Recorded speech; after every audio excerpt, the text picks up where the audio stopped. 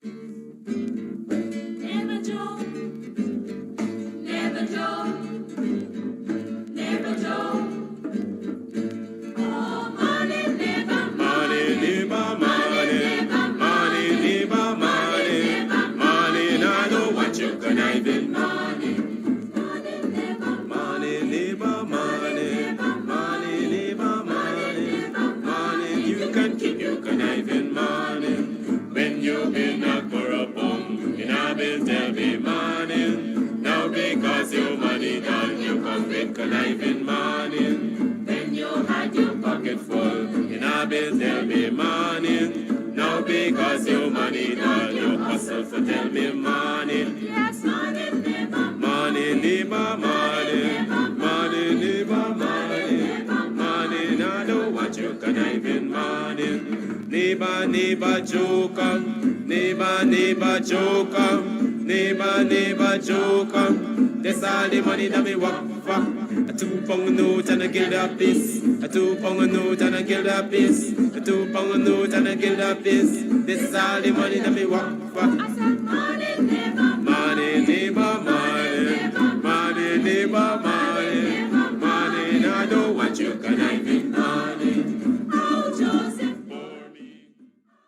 Well, I invoke the WPA's position that we are engaging in civil disobedience and non-cooperation with the government, and on that grounds I refuse to participate in the interview. The question in struggle, is not personal. Whatever sacrifice as a political activist or a political leader you have to make for your people, you have to make it. Guyana and Guyanese, at home and abroad. Tune in to Guyanese Morning Time, hosted by Kadaki Amsterdam, where the sun always shines. Guyanese Morning Time, the people calling Guyanese Morning Time. Rhythm, rhythm, Guyanese Morning Time. Intelligence and knowledge run the front line. We go again, Guyanese Morning Time. The people calling Guyanese Morning Time. Rhythm, rhythm, Guyanese Morning Time. Intelligence and knowledge run the front line. We go again. We rise up early morning watching Kams Tv, where wisdom and knowledge, yes, it is the key. Exposing corruptions over land and sea, where the wicked politicians they try to trick me. Guyana is a land for everybody. With 6 races should live in harmony. Is one set of people getting aisle money. Is one set of people doing the thievery. Beep, beep, Guyanese Morning Time. The people calling Guyanese Morning Time. Rhythm, rhythm, Guyanese Morning Time. Intelligence and knowledge run the front line. We go again, Guyanese Morning Time. The people calling Guyanese Morning Time. Rhythm, rhythm, Guyanese Morning Time. Intelligence and knowledge run the front line. We go again. This is a program that you all can see, sharing your views and your integrity. Like it, comment and share it all around. Pass it to your neighbor, safe and sound. A sad situation going on in this town. The voice of the people is getting trampled down. Out of the mouths of babes and sucklings, which has ordained me to sing. I sing Guyanese Morning Time. The people calling Guyanese Morning Time. Rhythm, rhythm, Guyanese Morning Time. Intelligence and knowledge run the front line. We go again, Guyanese Morning Time. The people calling Guyanese Morning Time. Rhythm, rhythm, Guyanese Morning Time. Intelligence and knowledge run the front line. We go again, fooling the people. You're promoting evil. Stop lying to the people. You are a part of the cycle. Stop fooling people. You're promoting evil. Stop lying to the people. You are a part of the cycle. I say Guyanese Morning Time. The people calling Guyanese Morning Time. Rhythm, rhythm, Guyanese Morning Time. Intelligence and knowledge run the front line. We go again, Guyanese Morning Time. The people calling Guyanese Morning Time. Rhythm, Guyanese morning time. Intelligence and knowledge run the front line. We go again. Big up Rickford, Bork and Mark Benchcop. David Hines and Kadaki Amsterdam. Sherrod Duncan, Nigel London. Normal Brown and Gavin Matthews. Big up Paslow Port People Governor. Simona Brooms, Robin Simpson. Hampton Green and Winston Jordan. And yes, we can go right on and on. Guyanese morning time. The people calling Guyanese morning time. Rhythm, Guyanese morning time. Intelligence and knowledge run the front line. We go again, Guyanese morning time. The people calling Guyanese morning time. Rhythm, Guyanese morning time. Intelligence and knowledge run the front line. We go again. The relatives and friends of young Wyndham Bacchus, they deserve justice. The family, the relatives and friends of our in Boston, they deserve justice. The family, the relatives and friends of Peter Headley, they deserve justice. And so when we say that Guyana is an apartheid state, we have the evidence to show.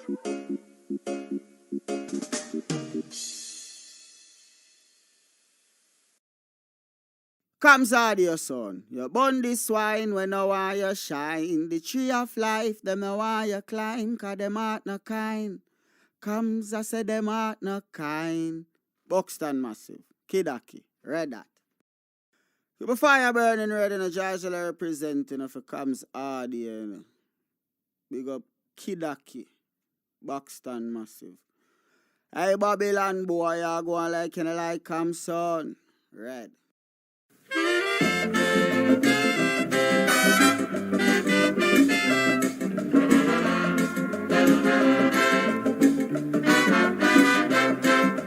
You put in a 12-cent meatball, you washed on a lice. I gonna give you a word of advice. Take your meat out of my rice. You can get meat anywhere, but for the best cuts of chicken, beef, pork, mutton, and lots more, check out T&W Harris Butcher Shop, located in the East Remvelt Market Meat section. Call us on 609-2049. Ask for Rastaman. T&W Harris Butcher Shop brings you the best in fresh cut meats and lots more.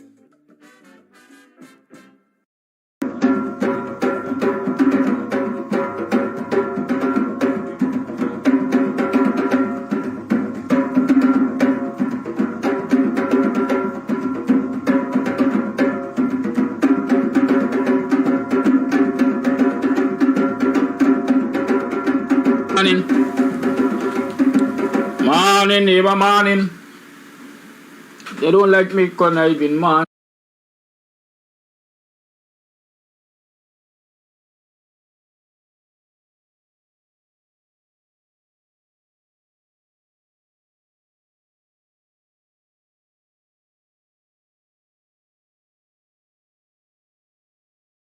Reported.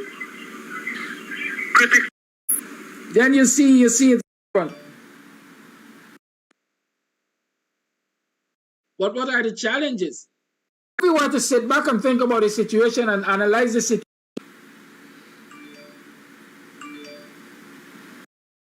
You notice we have to look out for each other, for the whole society.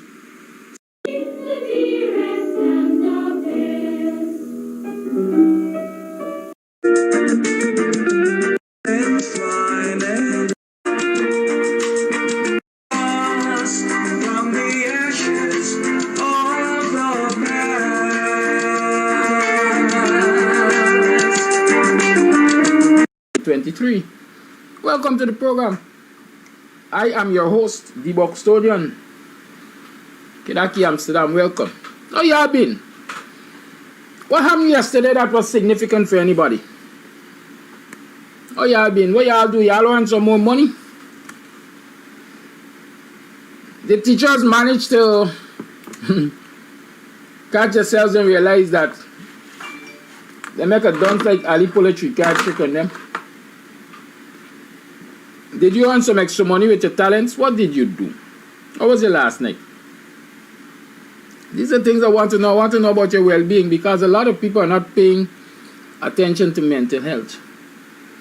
And mental health is a serious matter, you know. Because Shama used to say, I got more mad people outside than I got inside. Good? And so we have to look out for each other. I saw a matter recently, I saw a video, well, a story really, of a mother collapsing and dying because people in the neighborhood ran into her home and assaulted her mentally challenged child. They say every cow that's cry for calf. I can imagine what that woman felt. I can imagine how the sense of blood pressure up, as we like to say in this country. I can imagine that the anxiety led to her suffering a heart attack. She's dead this morning. When one listens to that story, you have no choice but to come to the conclusion that we are heartless in Guyana. Guyana is full of heartlessness, heartless people, a heartless government, heartless ministers of government, heartless civil society. We all are heartless in this society. Since when is it okay to take advantage of a mentally challenged person? People say differently abled. People say handicapped. All kinds of references, all kinds of handles we have attached to them over the years. But the one thing I want to know,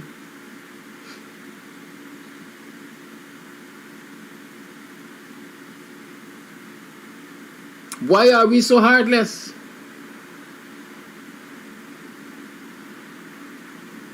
And then to boot, a male member of the home was picked up by the police. I am not sure if he was charged.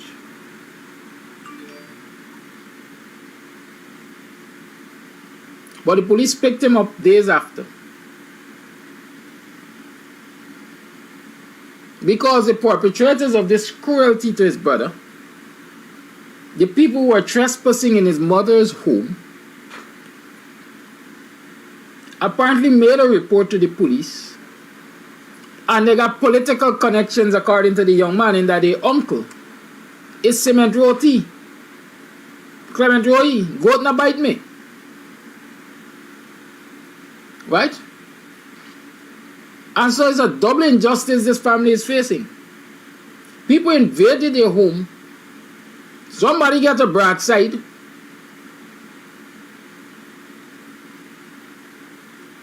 Next thing you know, people are getting arrested for that broadside. But nobody is arrested for the home invasion and the assault of the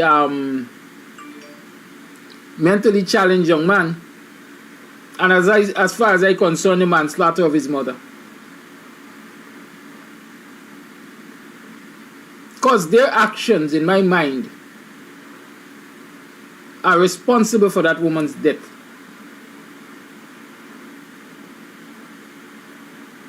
But in a society where political connections trump everything,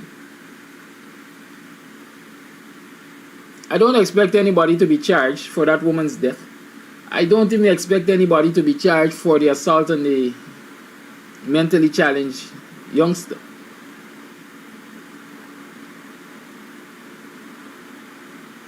Because heartlessness rules the day. Heartless in Ghana. We are very heartless people. Where's the love? We don't have any love anymore. We don't have any patriotism anymore. We don't have love for country. We don't have love for citizens. We love with pockets. We love with mouth. According to them, money got for make. And once money making, they're good. They don't care at whose expense money is making. How much longer will we continue like that as a society? Democracy is sold to the highest bidder. Justice is sold to the highest bidder. Healthcare is sold to the highest bidder. What do we have, man? What do we have as society? An uncaring set of people? I saw a post the other day on TikTok. How amusing life is. How amusing we are as human beings. We come with nothing. We fight for everything. And then we go back with nothing.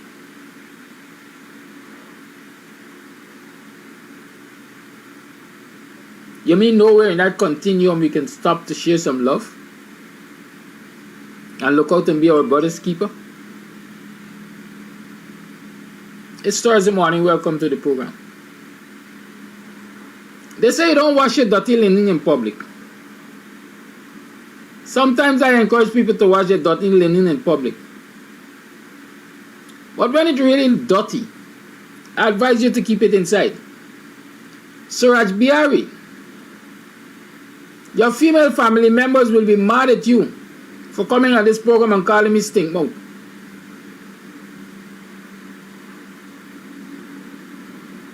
Because at least one of them has said to me, they like the smell of my breath. You're not breathing in their face. As against your drunken daddy that always smell of rum. Get off my program. Keep we nasty business inside. You don't like me as an in-law, it's alright. But the fact is, your family members already chosen me. And when you go black, you don't go back. Right, Suraj? When I pass through later, we could have a discussion. I'm going to bring the usually white and pipe that you're accustomed to. Because when I give you any white and pipe, you don't complain. You just sit down and drink them. Habar. Not come here this morning for bring a nasty story outside. You can't stop your family member from choosing me. She don't choose me. Sort yourself and you're going to find stink mouth. Sort around your home and you're going to find other stinking things. Right?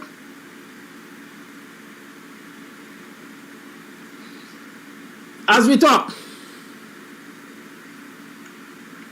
a number of things I want to share with you this morning. They are not pleasant at all, quite frankly. Unpleasant. We have a government and government agencies that are shirking their responsibilities. Ministers passing the buck. You notice the Commission of Inquiry, the so-called Presidential Commission of Inquiry on the major dorms fires taking place. Saddam Hussein said the regional authorities never reported to the Ministry of Education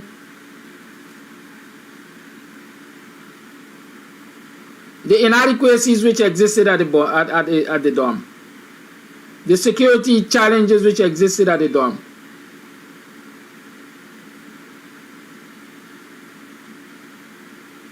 So you're saying the regional officials are responsible.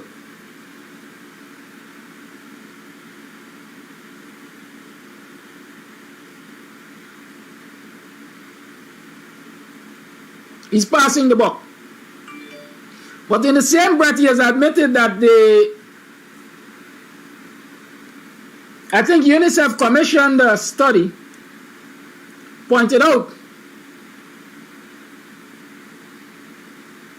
that there were dangers existing at the dorms because of the grilled windows and so on, and the recommendations were that those grills be removed and so on and so forth.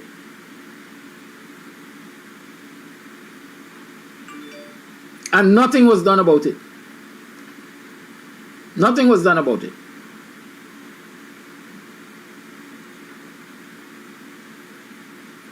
So what we have happening there is somebody shifting the blame. Like they shifted the blame over at Ministry of Natural Resources. Vikram Bharat said that is Mr. Gosai, who was tasked with negotiating with Exxon, that was responsible for the reduction of the people's money by 200 and what? $13 million? Can't remember the figure. I really don't remember unpleasant things. Right? So Barrett says that they blame the lowly public servant. Now Saddam Hussein is blaming the regional authorities. I'm sure eventually they're going to end up blaming the Dom's mother and father. They have already blamed the young ladies or young lady. And so the buck doesn't stop above, the buck stops below. The minions must face the consequences.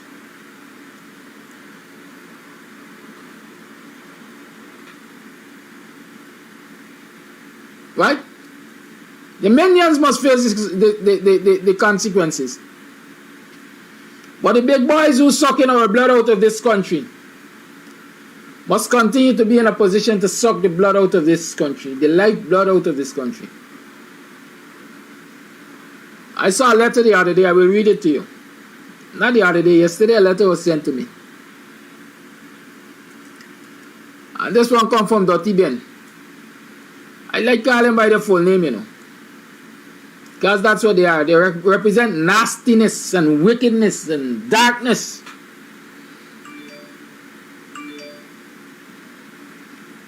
It was dated the 5th of October and addressed to Gregory Wickham. Gregory Wickham is the Chief Fire Officer of the Guyana Fire Service. Dear Sir, reference, reminder to all fire officers. Reference is made to the above captioned subject.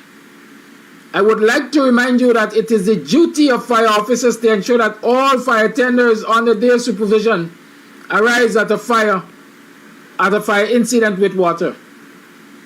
Please be aware that fire officers will be held responsible and dismissed immediately if any unit arrives at a fire scene without water. Whoopson Ben, Minister of Home Affairs. Y'all want me to read that again? I would like to remind you that it is the duty of fire officers to ensure that all fire tenders under their supervision arise at a fire incident with water. Please be aware that fire officers will be held accountable, will be held responsible and dismissed immediately if any unit arrives at a fire scene without water. I can't argue with the man. Can't argue with the dirty man. That fire units, tenders as we call them, should turn up at the scene of a fire with water. What I can say is, while he is pointing out that responsibility of the fire officers, I would like him to also acknowledge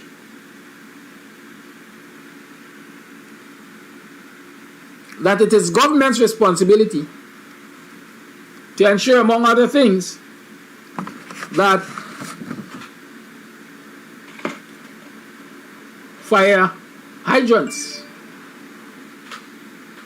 are in place and functional. Fire hydrants are in place and functional. Let me tell you this.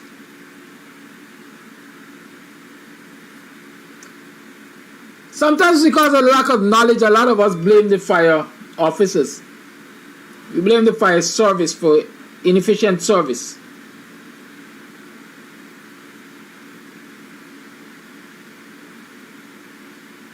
But if we were to sit back and think about the situation and analyze the situation, we will recognize that for the greater part, the officers are not responsible for the catastrophe which eventuates when there is a fire.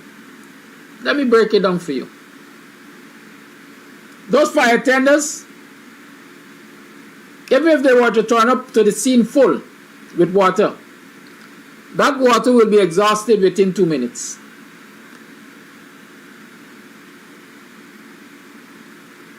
That water will be exhausted within 2 minutes. At the rate of dispensation, is that a word? The rate at which the water is dispensed, the rate at which the water is used. The capacity of the pumping system. That water will be exhausted within 2 hours, within 2 minutes.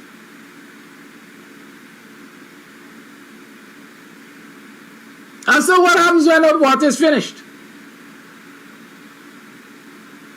Is there a ready supply of water to back that up?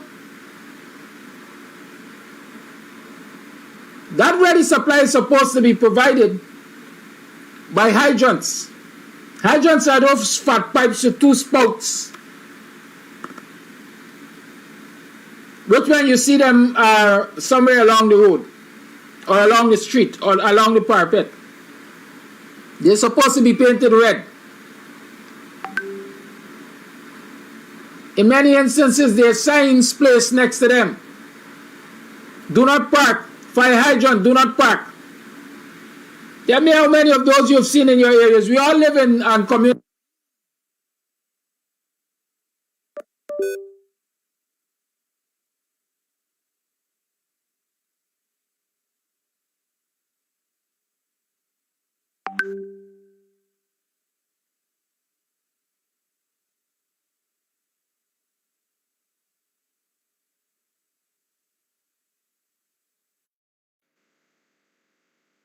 Yes, give me a thumbs up if you can hear me. It's blackout. Power outage. The electricity gone. Right? But what I'm saying to you is this. All of us live in communities. Many of us are city dwellers. And the city of all the places is densely populated with buildings wall to wall. And so the dangers of an entire block being wiped out by fire is a high possibility. But look along the streets of the city and tell me how many functioning hydrants you find. If you find any hydrants at all. Because sometimes you have hydrants, but they're not functioning. Look along the city and tell me how many you find. And if you cannot find functioning hydrants, in other jurisdiction, the Home Affairs Minister would have been made to resign for that statement because he's passing the buck. Fire officers have a responsibility to ensure that they turn up to the scene prepared to hold the fire. But what are the challenges? What are the responsibilities of the bosses, the agencies of state, to ensure that they turn up with that capacity to hold the fire? When a fire tender turns up on a scene, the water that it carries in the bowser, or in the tender, whatever we call it, is just so that they can use that to start to get the fire under control. Their efficiency is dependent on finding immediately another source of water.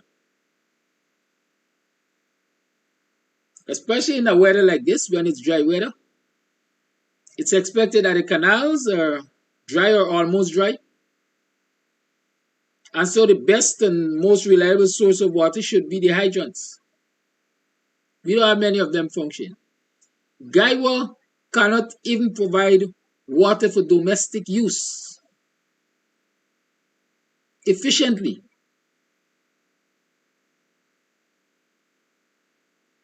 Much less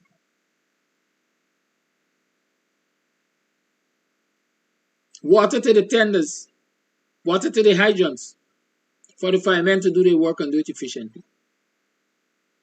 You know what's the other challenge?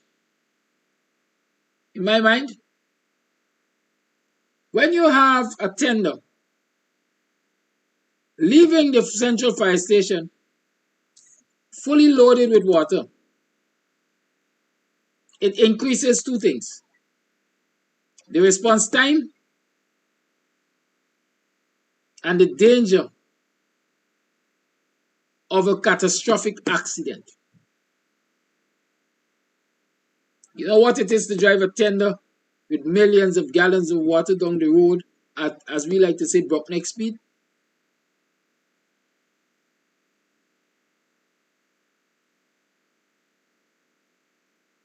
Especially given all the madness on the streets of Guyana. it increases the risk. And so the fire officers might very well tell you it's safer, it's more efficient, it's faster for them to turn up at the scene with little or no water in the tank. And so if they get immediate access to tenders, to hydrants, they can still work efficiently. But Robson Ben is not concerned about that. Robson Ben is concerned about threatening the livelihood and jobs of people to cover up his ministries, his government's incompetence. Because it is incompetent, it is a failure on the part of the Ministry of Home Affairs to not ensure that there are working hydrants around the city. Number one. Number two, look at the equipment that the fire officers have to use when they turn up on a fire scene. Look at the hoses. All right, we got water in the tanks. How much water is lost? What is the percentage loss of that water when they go through those porous hoses? It's like GPL and the transmission lines. How much line loss has been occurring over the years, adding to the inefficiency of GPL? How much line loss is occurring when those firemen are using faulty hoses? Those are the things I want Robson Ben to address. Not threaten people to dismiss them if they turn up without water. Ensure that they have adequate equipment to work with. Ensure that the hydrants are working. And then criticize them for failing. Citizens must also ensure that they exhibit discipline in that when they hear the emergency horns, they pull to the side of the road and give the emergency vehicle or vehicles clear access. But that's not happening. That doesn't happen. You know why? Because Robson Ben has failed to stop every Tom, Dick, Harry, and John from using security horns, emergency horns, or sirens as we call them. Every friend and crony of this criminal administration, including friends and crony of Clifton Hicken and the criminal administration of the Guyana Police Force, has a siren on the vehicle. And so you don't know, when you hear a siren, you don't know if it's the bona fide or if it's some clown associated with this criminal cabal that is making his or herself a clown. I have to take this call. Yeah, give me a minute.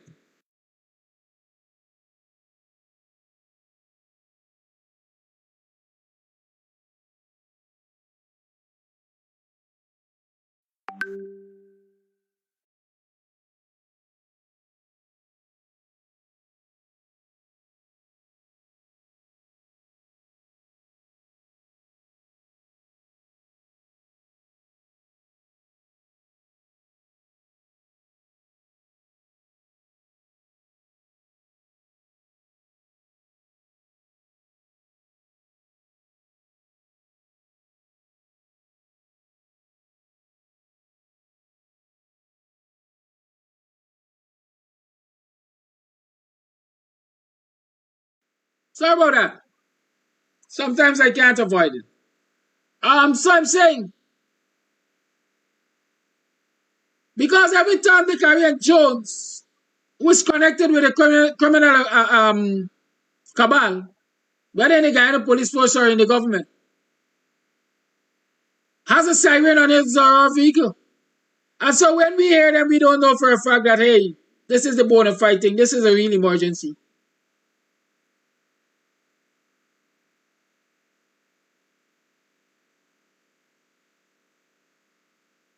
And so when people hear them, they suck their teeth and they continue driving.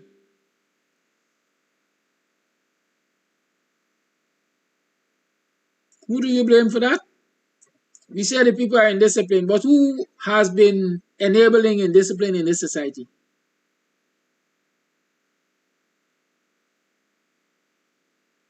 Huh?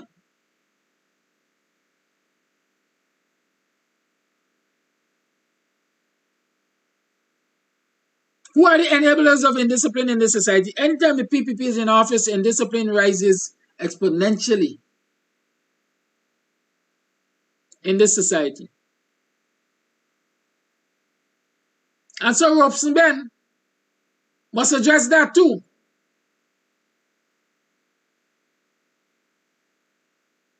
Dealing with the fires and emergencies is not just firemen, fire officers turning up and out of fire. There are lots of things that can prevent them or enable them getting there in a timely manner and being efficient. The equipment is important. The prevailing circumstances in the society is important. And so no Robson men. Don't fire firemen for turning up without water. You should resign for not ensuring that the conditions of work exist for them to be efficient. Okay? That is what is important. You know what else is important? I talk about artistness. You have Dennis over the Guyana Geology and Mines Commission. According to a Kaicho News article, the Chinese operating the manganese company have been sifting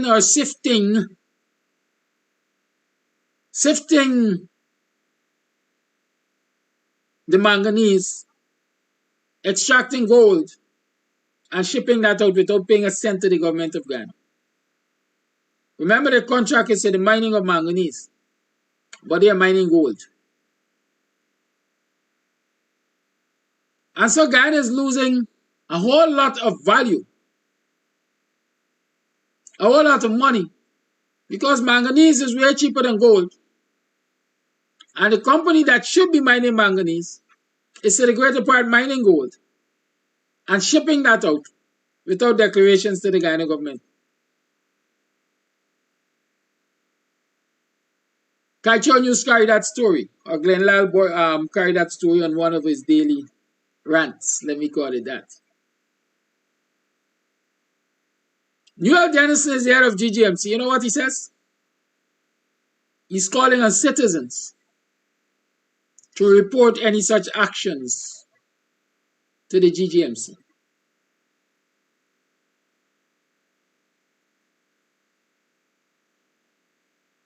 Can you imagine that?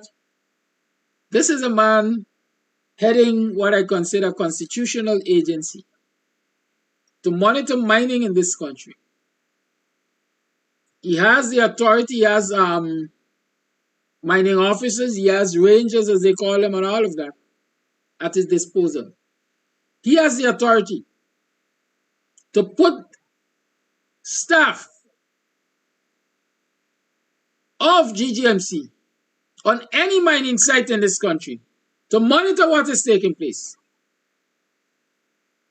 but wants citizens to report to GGMC when they see these things happening.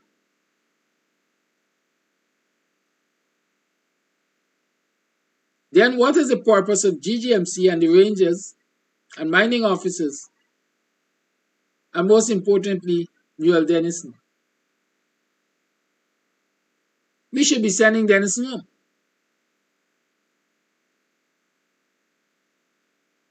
We should be sending Dennison home.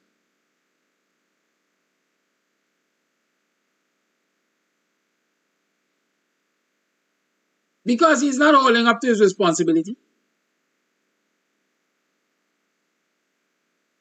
He's not exercising the authority which he has or which the agency which he heads has.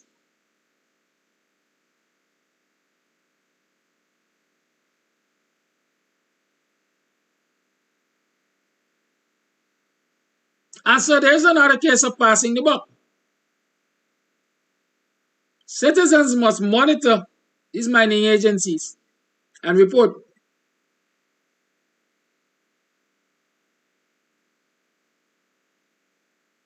So if I'm working with a company, I must be a snitch. And when I'm caught snitching, I'm put on the breadline. And Denison gets to enjoy his fat cat salaries and allowances and perks.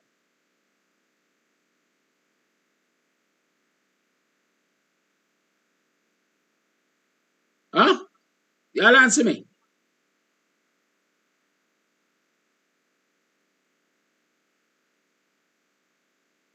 Y'all answer that. When are we going to really hold public officials accountable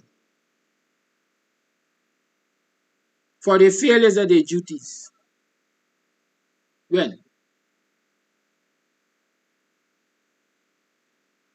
Somebody's asking what was the fire chief's response to Robson. When he's not going to respond, I can tell you that.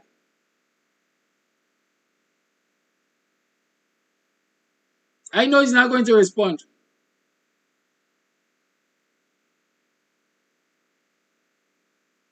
Because they're afraid. All of them in public office are afraid of responding to these imbeciles that are heads of ministries as ministers, political managers. Instead of putting them in their place and let them know that they're dunces, a pack of dunces and incompetence. The professionals are pulling their tails between their legs and sit in a corner and take abuse.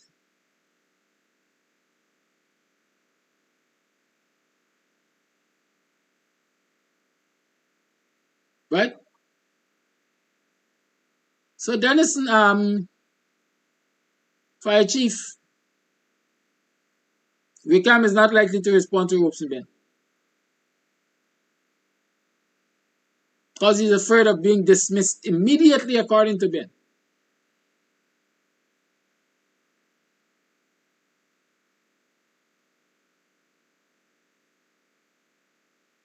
But citizens are not threatening to dismiss Denison and the likes of Robson Ben immediately because they're failing at what they're employed to do.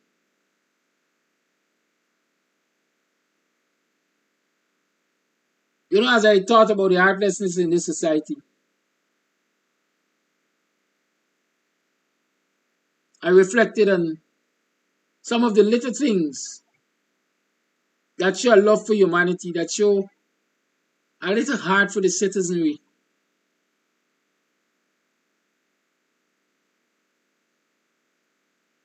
In the United States of America.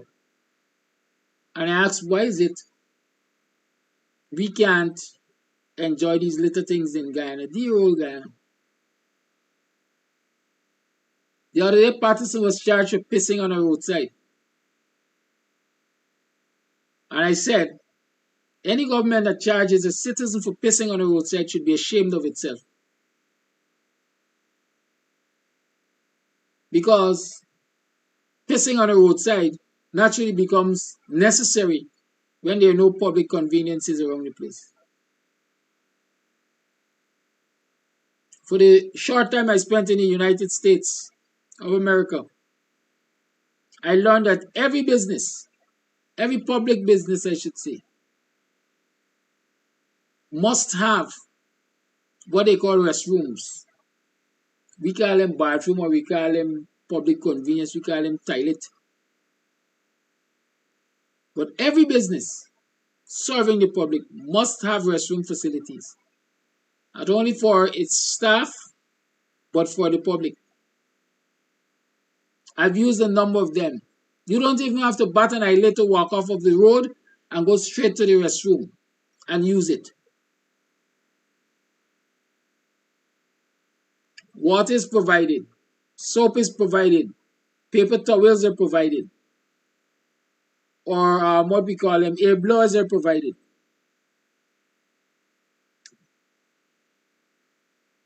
Any citizen can walk off the road, go into those facilities, use them comfortably, and walk out back the premise. They ain't got to buy a suite. And as far as I understand, it's a crime to not have them functioning. So nobody ain't got pissed by the roadside to be charged. Because they're humanity. Even if we claim that they don't have humanity, the lawmakers, the administrators of the state have made it necessary that businesses provide those facilities for public use.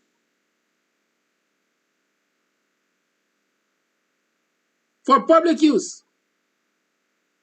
In Guyana, there have been reports of some people working and they don't have access to washroom facilities. But worse than that, try walking off the road and going to any business place in this country, in this city, in this town, in this dear old Guyana, and say you want to use the washroom facility. In the first place, note you got to declare your business, right? In the first place, you have to say what you're going there for. In the second place, they either tell you that it is out of order, you now work, or you have to pay. I think the last price I checked for pissing was $60. $60 you have to pay for pissing, or just to get a piss, you have to pay $60. What happens to the man who can't afford $60? What happens to the man who doesn't have $60? Or woman? They got pissed by the roadside to be charged? Because these incompetents don't have a policy, or even if there's a policy, it's not enforced to ensure that these business places provide a service to the public and no added cost to the public or the individuals. Because I'm sure the government and the city government can make arrangements with these business places. I rather suspect that this might be the case in the US.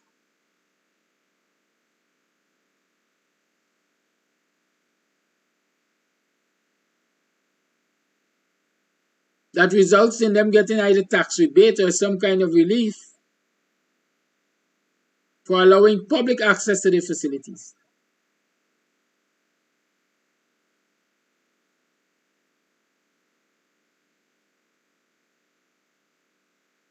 And so as long as we have this lawlessness, this nonsense going on in this country, the likes of Ropes and Ben really should hit the road. They should be sent home because they're failing at their simple public duties. 211 million US. You know how many public facilities they can establish, public conveniences, so that people could piss without having to expose themselves to the public, indecently, if you want to call it that, without having to be dragged before the courts for pissing in the open in public. $211 million. It can do a whole host of things for us. But we live in a society that has become heartless because of the heartless politics.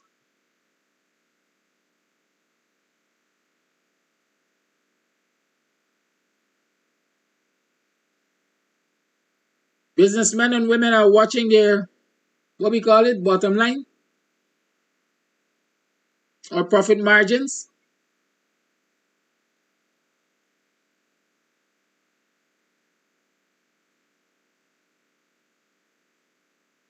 It costs them too much, apparently, because of their behavior, to have a clean on site,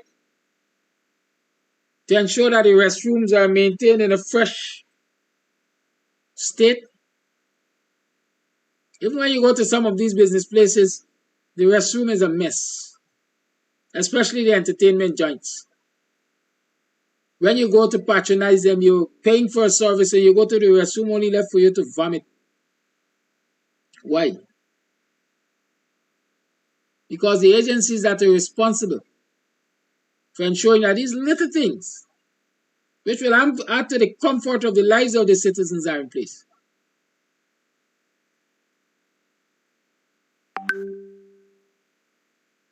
We have become a heartless society. Maybe not because we are heartless, but because the conditions which are forced on us are placing us between rocks and hard places to make hard choices and become heartless in making those choices. The lines are open. 6225923 is the number to call. Let's talk about the heartlessness of this government. Let us talk about the heartlessness of the Guyanese society. Political connections, abuse of state resources, abuse of citizens. It is heartless for a government to be paying public servants less than 2,000 US, less than 1,000 US as a matter of fact, per month. But is offering them mortgages of $50 million, which for the greater part, many of them will not be able to repay on a timely basis, and therefore will ensure that they are kept in debt and poverty over the long term. Caller live. If you can't hear me, if you can't hear the caller, please indicate, because it's blackout. I'm down to the microphone on the laptop, but I'll try to get a solution while the caller talks. Go ahead. Good morning, Mr. Amsterdam. Good morning, all Guyanese, and good morning, everyone in the Guyanese diaspora. You're talking about standards, and I heard you accusing, or rightfully pointing out, not accusing, but pointing out the lowering of the standards by the different agencies in the different branches of government. I commend you on that. You raised a very interesting point and a fact concerning lands and mines and the mining community. I think you said they were mining for, I can't really call the name, but they were bringing up gold instead. And they were siphoning off the gold by mining magnesium, I think is what you said. Now, for those of us who live in Guyana and have done barbecues and fish fries, every time you do a barbecue or a fish fry, you always notice that a GRA man, a tax man, always comes around and wants to know if you pay your GRA, right? So you see how they marginalize us, how they isolate and profile us. They come around harassing poor people for taxes, but they don't harass these big guys for taxes. Exxon, how many $1 million? Business communities in the East Indian private sector in Georgetown, how many taxes? I think it's BPOTs or whoever on them, they're not paying taxes. How many years? All of these companies don't pay taxes, but the little man and woman, that's when we talk about marginalization. When Sarah Lynch talks about marginalization, she can see marginalization in African Guyanese women who are doing barbecues and fish fries, who are being marginalized, set to the side, kicked to the curb economically because of the imbalance in how the tax laws are used to marginalize some and enfranchise others. So that's a fact for the Fact-Finding Commission. Now, notice there is someone complicit in this, Mr. Kadaki. And who is it? It's GRA. So we can take GRA to the courts. I want Roysdale Ford and I want Cumberland Norton. So I'm helping in that cause. That's why I'm calling their names. So we can take GRA to task because GRA is firstly accountable to go and seek out all those who are siphoning off our natural resources without paying taxes, just as they think the barbecue lady or the fish fry lady is siphoning off money. Right? They should apply that same earnest of duty. So that's a marginalization. But I can tell you, I know several cases around the world where people have taken the tax agency to court. Right? Now, moving right along. I do recall there is a standards bureau in Guyana, a bureau of standards. And standards just don't apply to nuts and bolts and in the hardware store, or if the Chinese is selling good chow mein or not. Standards apply wherever standards are used. There are standards in the schools. There are standards for Demico in that toilet up there in Roof Garden. There are standards over there in some of those places, in those Curry Road tea shops around the places. Those rum shops that got those terrible bathrooms. Wherever you go, notice the PPP private sector loves to glorify these hotels. How they've got the 5-star hotel. What does 5-star make a distinction about? 5-star versus no star or versus 1-star makes a distinction of standards. Right? So we like to advertise that we have a higher standards in these hotels. But Kadaki, you just mentioned some of these guest houses, you want to vomit when you're going to the restroom. Standards. Who is responsible for those standards? Standards and Bureau. Take them to the court. Okay? Because this lowering of standards has what we call a deliberate impact upon how people are living in Guyana. Right? It has a definite impact upon the standards of how we begin to, let's say, freedom of speech is available, or the right to be happy is available in the Constitution. Rights which are afforded in the Constitution to you as a regular citizen can't reach to you because the standards are blocking them. So the standards are interfering with me and you in our everyday life. Can't have a poor living and a healthy living environment. Some of the places in the big market and these places you walk around, it's scornful. Some places in the markets when you sit down in Curverton Market, mosquitoes are biting you with chikungunya and these types of things. All these are standards across the length and breadth of Guyana. Big market too. Border market too, the predators market too, mosquitoes biting you and they're carrying all types of pathogens. You have a right, a constitutional right. So don't think I'm getting too high on my high horses here. You have a right to basic health amenities, basic health facilities in Guyana. And if the standards aren't being protected, that means the Constitution is trying to give you these protections for health or protect you against marginalization is being blocked and interfered with. This is why we've got to take the Standards Bureau to the courts. I'm spelling it out so that's easier for the regular man to understand. So I know the opposition understands. And hopefully the PPP can take a cue because they're the ones who are facilitating this institutionalization of marginalization. Institutionalized marginalization. Again, we go right back to the Constitution because it's this institutionalized marginalization that's having a definite impact on an adverse way to the Constitution and the people receiving the benefits as intended by Parliament to the people of Guyana. So this is what we need to focus on in addition to other things. Let's identify some of the culprits.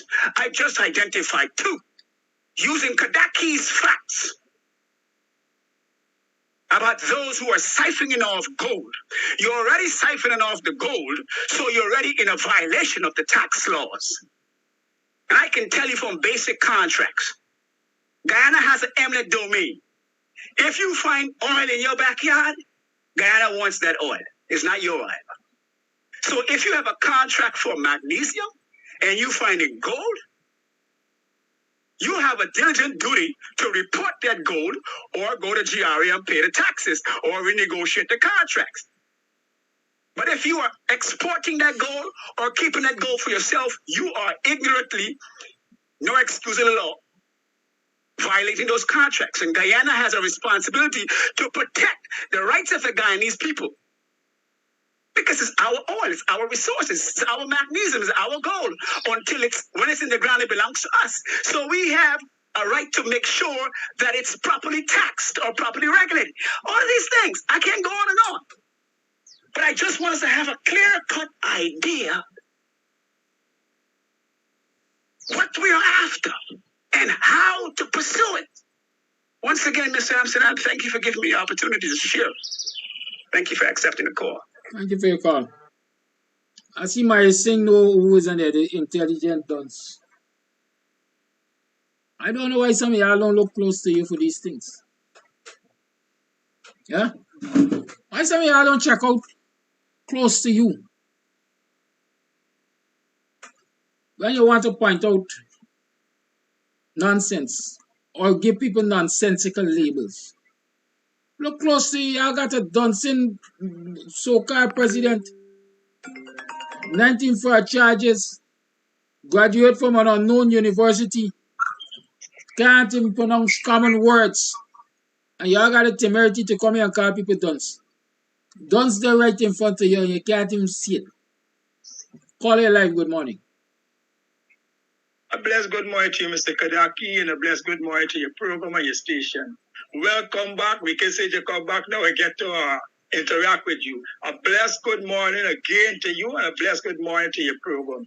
I do hope you enjoy the rest of your life, my brother, and I know it will happen by the grace of God. Well, I want to speak directly, Mr. Kadaki, to the PPP government and those who support the PPP. Oh my God, please, people, all y'all who vote for the PPP, I'm speaking directly to y'all. How are y'all feeling to know you vote for that party and all the party interested about infrastructure, hotel, and hospital? What the hospital them building, so how much hospital for what? You know the reason for the hospital? What the hotels them for what? Is Guyanese going to return and prostitutes or something like that? Is Guyanese expected to stress out and end up in the hospitals them? I am saying that the reason why I'm saying it because they are not considering the citizen, we the citizen, we the nation. It's such a disgrace. It's a shame and a disgrace. I am just asking them to rephrase their mind, the way they think. And I'm talking about the voters them. I'm talking directly with those who vote for the PPP. You know why exactly the private sector they're quiet? You know why they are not saying nothing with the raise of the tariff on the GPL bill? Because they're going to pass it down to us, the consumer, to we, the citizen. Because y'all are going to get more rough, they're going to get more hard, they're going to get more bad. And that is what is going to go on until the teachers them the loan with the promise of you and with the offering y'all, they are traps. They are trapped to put in a position how y'all going to repay back these loans. It's to keep the nation in captivity. They're supposed to not take them but just giving a loan. Take up all the percentage. They're supposed to give y'all consent. Y'all deserve it. Is y'all teaching this nation, you know? Is y'all building this nation? And those who are in power, you know, I compliment Mr. Ben. Here why I compliment Mr. Ben. Because Mr. Ben supposed to know he can his own title. He behaves as his own title.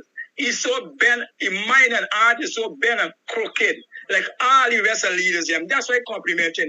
He can stand up and call for the fire chief and telling you that he expect all this tank with water, when most time it is happening, matter of fact, but all these bus supports, what he, Mr. Ben, is doing by these bus supports, give all the fire station them proper fire reel, put them in a position they can able to don't shift the blame, and that's why I say I compliment and call it fire chief, should be a man enough and man up and stand up and declare the truth. And just like Mr. Grosai, I'm talking to E also. Be a man and face Mr. Jack Dio them and tell them, let the nation know the truth. Don't let them put you as a scapegoat, my brother. Your character, your whole family, all this. Look, let me tell you, these people who say they head for authorities and position in this country, those who don't want to stand up against wrong, they should be ashamed of themselves. They would fall for nothing but evil and wickedness. Do not allow this government, the couple of them at the top there for use you. Look what they do to Mr. Ramatar. Who then the PPP so long? Just because the man tell the truth and say, but Edgar for rule. They all come out and attack him. You know why Mr. Jagan all they go down when they carry the money? Mr. Bar Jack, them should be ashamed of themselves. Mr. Ananala should be ashamed of themselves. And the president should never allow himself to be used. This nation is bleeding. We are going through it, my brother. We are going through it. You can't take cat to raise lions. You can't take pussy cat to bring up lions. They're going to grow up, the lion will grow up and behave like a pussy cat. And all the rest of the lion and devour them. They were going on in this country.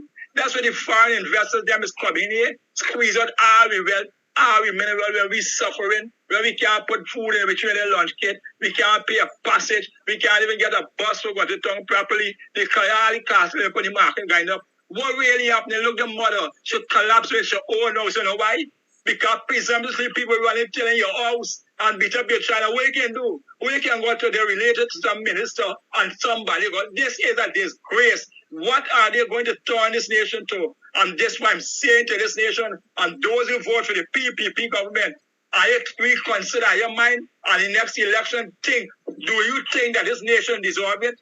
Because they're going to turn upon you. Look at Mr. Ramatar, what they do. That's an example. God bless this nation. God bless you, Mr. Kadaki. Continue, my brother. Declare the truth. Peace, love, and unity for this nation. Guyanese stand up for righteousness regardless of what. And those in authority and the leaders, you all stand up and resist the wrong and stand up for the right. Have a blessed day, Guyana. Have a blessed day. Thank you for your call. We have a voice note. Good morning, Kadaki and listeners. The indiscipline to which you refer starts from the top. Because if we look at the ministers and their backgrounds and the things they do, we will get our answer to that. Now, part of the report, according to what I'm reading, says that the guy, Saddam or whatever his name is that he was not aware, or the ministry was not aware of the discrepancies. That is not correct. He is lying because initially when the thing was in full swing, it was said that the fire service wrote to the persons responsible and highlighted the discrepancies to them. So he is lying, and that is an attempt to cover up what really took place. I was so upset about that one that incident that I paid keen attention to it. Another thing was said that the young lady was upset because her phone was taken away. My question was at the time, and still is, was anything done to mentor the young lady? Because they're trying now to imply that something is wrong with her. She's disturbed. And I put that disturbed in inverted commas. So I want to know if anything was ever done to mentor the young lady. And how come we never heard anything about incidents like that? As it pertains to Robertson Ben, you took the words out of my mouth when you said certain things. But I want to add, these people are talking about employment. That right there can create employment. Because if we're talking about the maintenance of those fire hydrants, and where there is none, creating job opportunities for persons who know what to do. Right? Because we ain't talking about the crooks. We're talking about professionals who will be able to handle the situation and place fire hydrants where they are necessary. In that same fire story, right? You heard that the fire tender have to be running around looking for water. So I want to say that employment can be created so that there are sufficient fire hydrants and there is maintenance of those fire hydrants. Now again, let's talk about if there is a mass emergency. I would like to know what system is in place for that. What's the estimated time of arrival for those people to be there and all of that. Those are the things that Robertson then have to address. Not firing people left, right, and center like an idiot. Go to the root of the problem and address the issues. And when you would have done so, take corrective measures to ensure that it never happens again, because that incident with those girls, that should never happen again. And instead of covering up this whole thing, which is the impression I have about the current government, right? Instead of covering it up, deal with the issues. But then again, this government never deals with the issues. They always go around blaming people, firing people when the buck stops with them. Those persons who have responsibilities for the respective ministries, etc. Thank you. Thank you for that voice note. On the matter of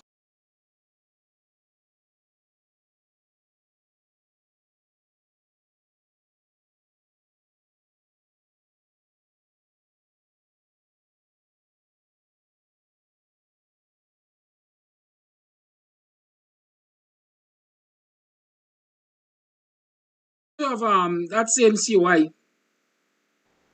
morning, are you morning? Morning, are you morning? Morning, neighbor, morning. Morning, neighbor, morning. Them not like we conniving morning. Welcome to another program of Guyanese Morning Time. It is now 19 minutes to the 8 o'clock hour. It's Free Talk Friday. When I beat them up bad, they just come back with a vengeance. They dig up uppercut me early this morning. And so I had to restart the program. But here we are again. We out to do battle. We out to educate. And we out to organize. And we out to empower. Morning and your morning. Welcome to the program. How are you doing? How was yesterday? Yesterday the program cut unceremoniously. Yes, because the laptop died. But how was your yesterday? What happened yesterday that was significant to you? Made some money? Money. I hope you made some money, because other people making big money in government. They are the corrupt friends and cronies, and money run things in this country, you know. Money run things in this country. When you got enough money, you could even wake up the dead from the grave. At least that is what I understand is happening in Barbados. People with money waking up the dead from the grave. So why y'all don't want money? Why y'all don't love money? Y'all better start appreciating what money does. Because at the end of the day, according to them girls, they prefer cry in a Cadillac than on a bicycle. Right? So keep that in mind. Keep that in mind. Make some money, because money matters. Why don't we talk about some money matters today? By the way, y'all hear Brian Max calling my name? Yeah, Brian Max calling my name. It's a good thing when everybody think they got to call you name in order to make their point, right? Yeah, bye. It's a very good thing. So, Brian Max was out there cussing the PPP again yesterday. And the man called my name. The Master, listen to Kadaki. Oh Lord. We name Anderson or something like that. Right? As you know, somebody sent the thing to me as usual. I don't really go looking for the thing.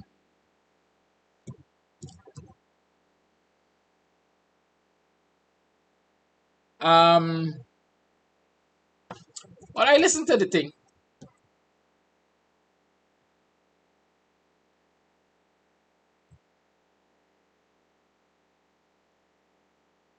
And the man makes some sense, you know.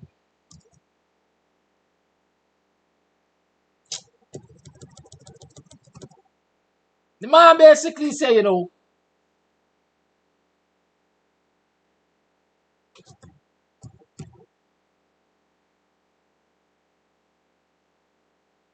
that the supporters of the PPP, if the PPP were to rely on the Indo-Guyanese alone,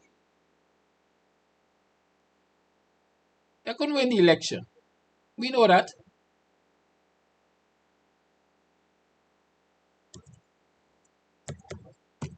I've been saying that quite a while. It's not today I tell y'all the PPP got no superiority in numbers. And that is why they're holding on to the census figures. They're not releasing it. And so when you hear one of them from the camp say the same thing, you just gotta say, I told you so. I told you so. You know where vexed with Brian is when you say that you have to tell the opposition people things that they're in the public domain all the time. All you have to do is go to the census. How long y'all hear me saying that? I don't hear the nonsense that PPP got superior numbers. The Indo-Guyanese advantage in this country has reduced by far. They're trying to, and every time the PPP is in government, they try to prevent it reducing further. And that is why they're giving people a hard time to get visas. Y'all ever saw it in that light? 5,000 visa backlog. Who are the people that are applying for these 5,000 visas from Queens and Brooklyn and Liberty Avenue and so? Most of them don't look like me and you. Most of them don't look like you and I. And so they know that it's a numbers game. And they have to keep deceiving us. You see, when you tell people one thing over and over and over and over, it's a lie that becomes almost true. You yourself start to believe the lie. You of yourself start to believe the lie.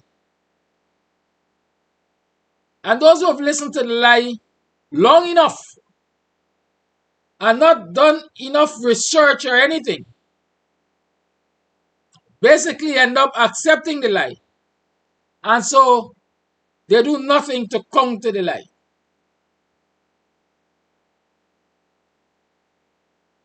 Good? And that is why I always come here and I say, y'all don't listen to the nonsense about PPP having superior numbers and Guyanese needing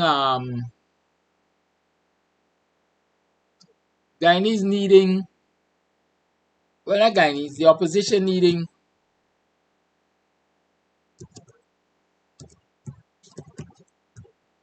crossover votes as a necessity.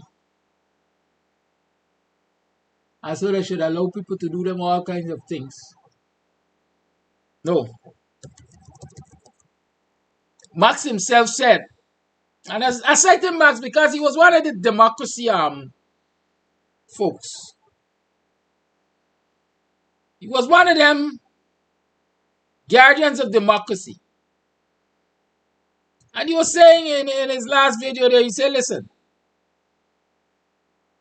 if the opposition had done enough work in the 2020 elections to bring out their votes, the PPP could not have won them.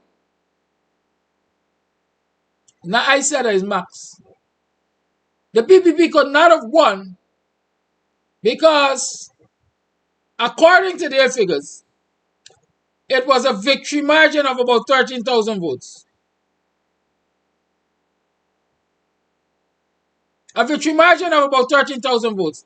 Of course, you and I know, or I hope, we all know that that thing there wasn't no victory, was corruption on the part of all of those that facilitated regime change. But the point that was being made is that you really needed, and I said it, I've been saying it again too, that the opposition needs to start doing a lot of work to ensure that it's going to get the votes out. Because elections are not won on the day of elections, but they are won dependent on what you did or what you have done leading up to those elections. Right? And Max is saying it's important that the opposition, if the opposition had done more work in 2020 to, I would say, consolidate their support base, then beyond a shadow of a doubt, they would have done better at the elections. And if regime change couldn't succeed. I mean, he says so, you know. Max says so. And I certainly agree. Again, I'm saying, like I said before, the opposition needs to do a lot of work to get its people out in the next election. Because the ball is in its court. The ball is in the opposition court. And that is why I'm saying, listen, we have to do a lot of work. We have to raise funds. We have to get money to do the work. And so this morning I want to remind y'all that, hey, we have, the WP has started a campaign fund. Right? The WP has started a campaign fund. And I'm reminding you that some of you made commitments to that campaign fund. And I would hope that you would honor those commitments. Some of you are supposed to send us contributions weekly. Some fortnightly, some monthly. Today is the 13th of October. So I guess we're supposed to start seeing some ching, ching, ching. Right? So let me remind you that, you know, you've committed to the campaign fund. Let us stick to our commitments. Let us recognize what we need to do and do them. I'm trying to cure Brian Maxio. And they can't pay you more than $85,000. They can't pay you more than $85,000. A water pump that is not needed for $1 billion, almost $1 billion. With this one-man show that the uncle, this powerhouse, controlling. This house not here, empty one here. This is where he living. It's $1 giving out to your friends and family.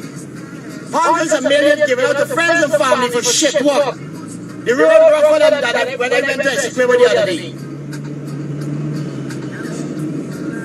We're going to see Barjabio Mansion. That's where we're going. Prattville too. Show you where this man living. The extravagance. That these people who are supposed to be our workers, our servants, public servants, to show you how they live. To show you mansions. Look, it's starting already. Show you mansions. And the billions that they can enjoy. Look at the fucking house. Does this look like them little baby house lot where it's giving you a fire? Many people got concrete drains. Security alarm systems put it in. Fancy fences at the side of these houses. Prima the Chancellor is holding for $1 million US. Her lot in here. She bought it for I think $1 million Ghana. She sold for $1 million US. Look at the fences stand. Look at the buildings inside here. This is the kind of life they're living. and you living in squalor. You living in squalor. There's big fences, bar jack your fence. This house not here, empty one's here. This is where he living. It's where Jack Dio living. Inside here, sir. In this mansion, with all this fucking money and fancy cars and Italian marble fucking floors. Yeah? This is where he living. And where you living? You live in a fucking dungeon.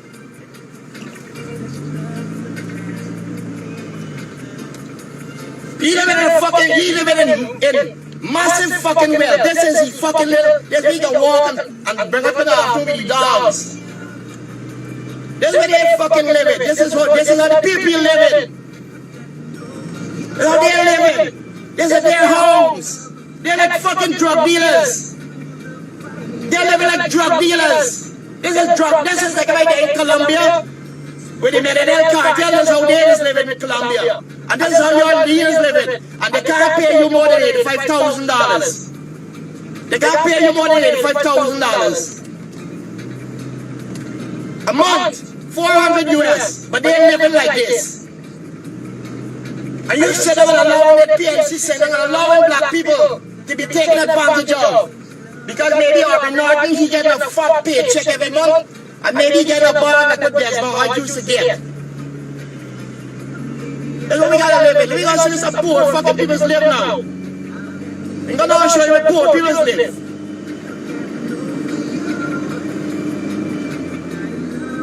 And when you talk, they get in vexed with you. They say that a cricketer like a cricket. A hungry belly like a cricket is a beat up your wife. Beat up your wife to the point that you have to change your name and go away. Everywhere cricket go, you got a string of people you owe. Everybody want to take it to court. You live in a man house in the south, you give the man gas bottle before you left. The man got to court for gas bottle. Eh? I'll take him to court for gas bottle and damage your property. And today, Cricket can get a contract to build a water pump that is not needed for almost $1 billion. And the only thing Cricket ever made in his whole life was trouble.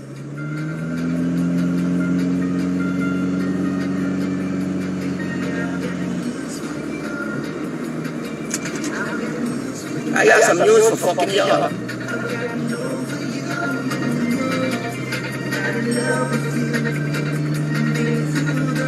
I hope Donald Ramatar pick up back some of the old balls that I know he had. The old bad man, Clement Roy, Clinton Collymore. Stand up and save the PPP from Barajat Deal with this one-man show that he onto, this powerhouse, controlling. I want to know this story why Desert Irfan was chosen, the puppet. I want to have this story, too embarrassing. I want to my friend though. I want to my friend though. I want to tell you why that Nigel Darmland was supposed to be the 2025 cat.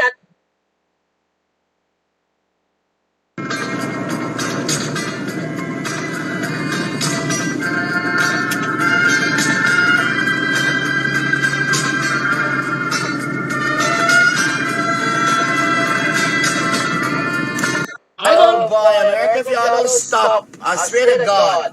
I don't know what I do. People really don't want to go to Chinese and brick. They don't really want to go to bricks. Really, nobody really wants to trust the Chinese, India, Brazil. Nobody really wants to go with them. People prefer to stay with the American system. Right? Careful, them boys will come and disrupt you terribly. I want to like to see it on playing with it, man. I feel like I catch back a little buck today. And by win me, I don't like when they win me. I like win them. I might never go in Giftland though. I like to get more luck at Giftland. I beat up Giftland, Fantasy Carnival. I win over Fantasy Carnival at least 200 grand now. Playing roulette. I don't play any other thing but roulette. And I do it for fun. Because in gambling, because it is gambling. If you only need money, that's the end of you. You can't win. You gotta go in with a light heart and don't take none. And in fact, I want some money to buy some more stuff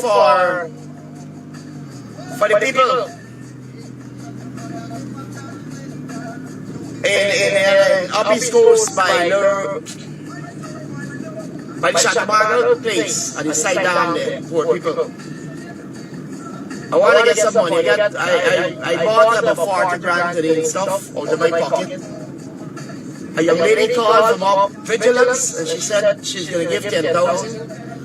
I was supposed to go by her back today, this afternoon, but I got distracted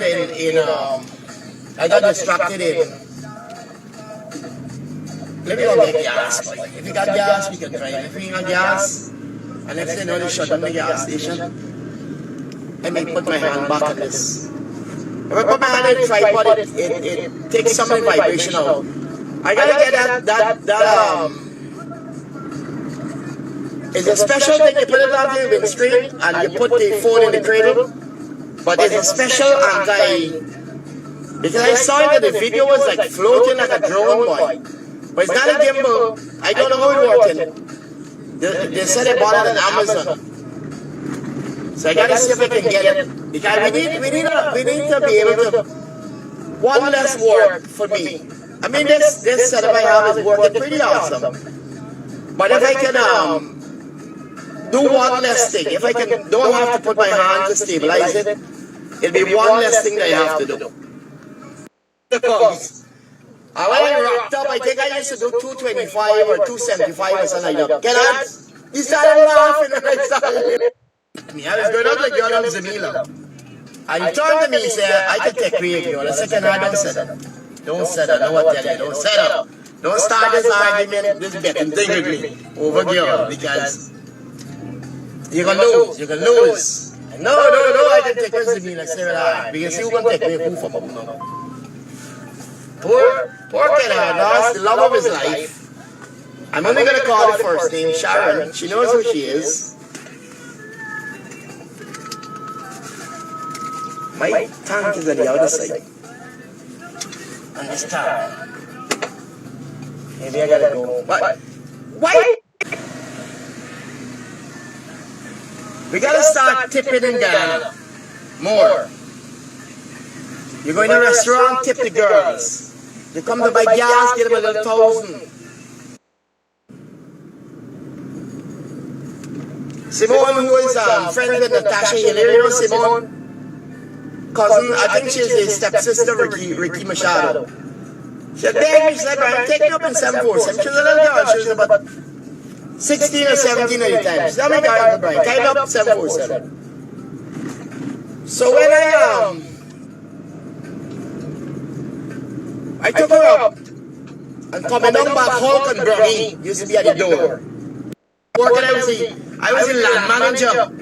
I did work for $1,000 a day 40 years ago. Let down the gate. I let down the gate so bad that the patrons had to go through the back door tonight. $185 million for 6 months a walk. Ray Raman used to call his brother John, Andrew King, Kevin Jeffrey said, walk a tail in for 1 hour. Tail in is what the dread shroud after you done trap the goal and everything. Tail in. And when they buy do a tail in and Ray give them an hour here, Ray's time with the shotgun. And you come in, Andrew. You come in, Kevin. Back out Ray, back out Andrew, back out John. You have to get a shotgun, I don't know somebody want for more than the hour. The tail end used to make 40 and 50 ounces of gold. Tail end making 40 ounces of gold. Remember you used to have to have security guard for what? The tail end. That's gold, boy. That's gold. Real gold. And I miss out on that. Because I broke down the gates at 747. And I didn't know if I could go back to work. Because I didn't think I could go back to work. So I said to hell with it, alright. You gotta find something else to do. But Lincoln and Limai and a couple guys who work there, that a Chinese boy, I can't remember his name now, Trevor. I hear Trevor make some job money, Trevor make some job money, Trevor make like about almost like $1 billion. And Trevor went and do almost like a year. Men don't want to come on the back down. Men they did back down whole year. And who left in the boy? Who left in the Bobby boy? Money like water. Money like water. Let me hope I get a part. I got to this place a little bit. What's a life? We can call it quits and live and we can talk again soon. Put on the shot. I ain't supposed to be. I got a semi-shot, so I ain't illegal to the point. Ay. What do, listen to me. We ain't fighting on nobody really. But it looked like if the only thing the PPP and PNC doesn't understand is pressure. Right? These politicians, like they don't understand nice things. Like they don't like when Guyanese nice. Like they like when we cuss and behave bad. African Guyanese, the dog blood, the red people, actually number more. They're only 38%. The things I talked about has inspired him to renew the fight. The things and the PPP against the PNC. Because those are two parts. You will never get rid of them. The only thing we can do to them is come 2025, the 35,000 of us vote, independent voters vote, and we turn the next government into a minority government. I listened to Kadaki. Kadaki, I think Anderson is his name, from Buxton, and Kadaki said that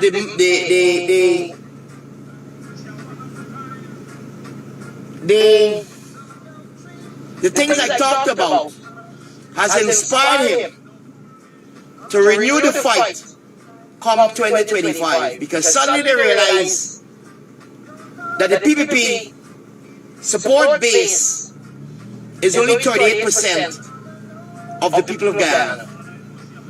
They actually don't have a majority anymore. There are only 38% Indians in Guyana. And if you're going to use Indians as the yardstick for the PPP, they're only 38%. They're not even 50%. They're not even 48%. They're just 38%. Which means that the other people of Guyana, the other peoples of Guyana, the Amerindians, the African Guyanese, the Douglas, the Red people, actually number more than the Indians who only do 38%.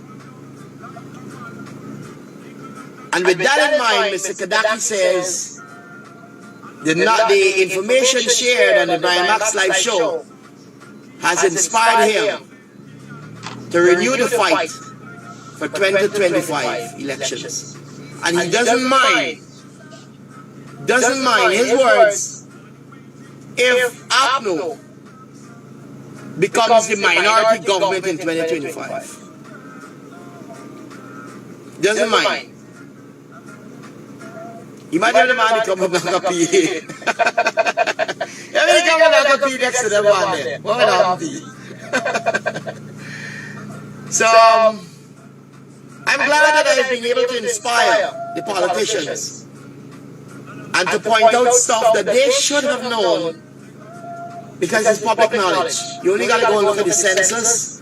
The last census was done about 8 years ago, and the last census showed that Indians are in the minority. They're more, not that there are more Africans than Indians, right? But if you put the Africans, the Amerindians, the Portuguese, the Chinese, and now with the influx of Venezuelans registered to vote in Guyana, if you put them all together, there are a higher number of them than Indians who primarily support. We all know Guyana is a race-based political system. We all know. Don't try to think that what I'm saying is not true. We all know that Afro-Guyanese vote PNC, and we all know that Indo-Guyanese mostly, not all, mostly vote for the PPP. We all know. It's just common knowledge. And if you try to say no, that's not true, that the PNC, PPP got crossover votes, no. The PPP got a couple of guys that they gave contracts to. A small group in Linden and Buxton, maybe 20 people in Linden they can rely on for the votes. Small group of people,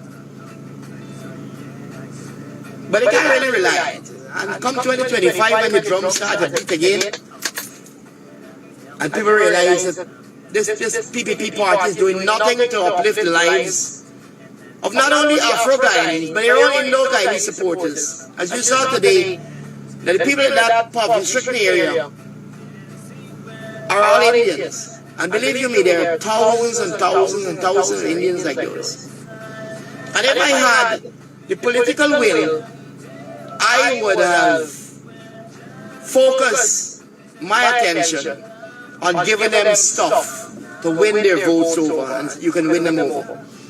If I was to do strategy for the PNC, come for 2020, between now and 2025, I would get the PNC to beat up the PPP. Beat up the PPP.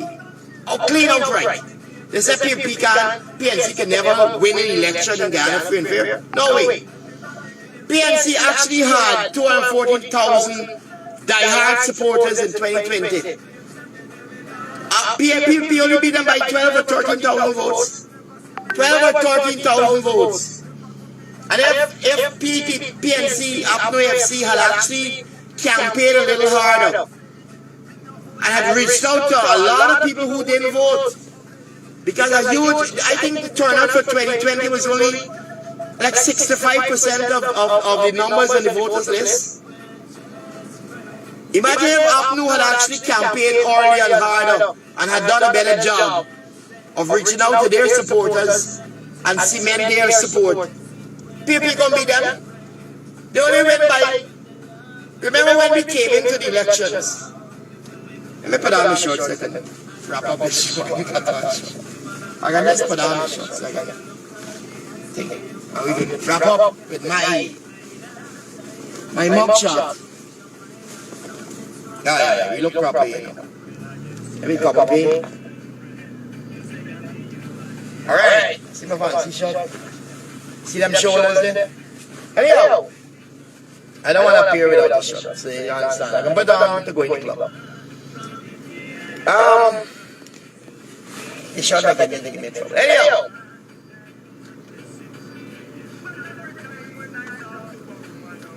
PNC APNO FC. I might share some strategy with you. You got a political specialist. I called. I still here. I wanted you all to listen to Max. He had a few misrepresentations and so on, but small things. Small things, a few misrepresentations of Kidaki Amsterdam and stuff. But small things, you are the viewers, you've been following me all the time. You know what I've said and how I've said it and stuff like that. But I want you to pay attention again. This is not Kidaki Amsterdam saying this. This is a guardian, a so-called guardian of democracy, one of them. Basically come in and confirm a lot of the things that I say on this program. The PPP been hiding the census for quite a while because they don't want people to recognize that they don't have the numbers.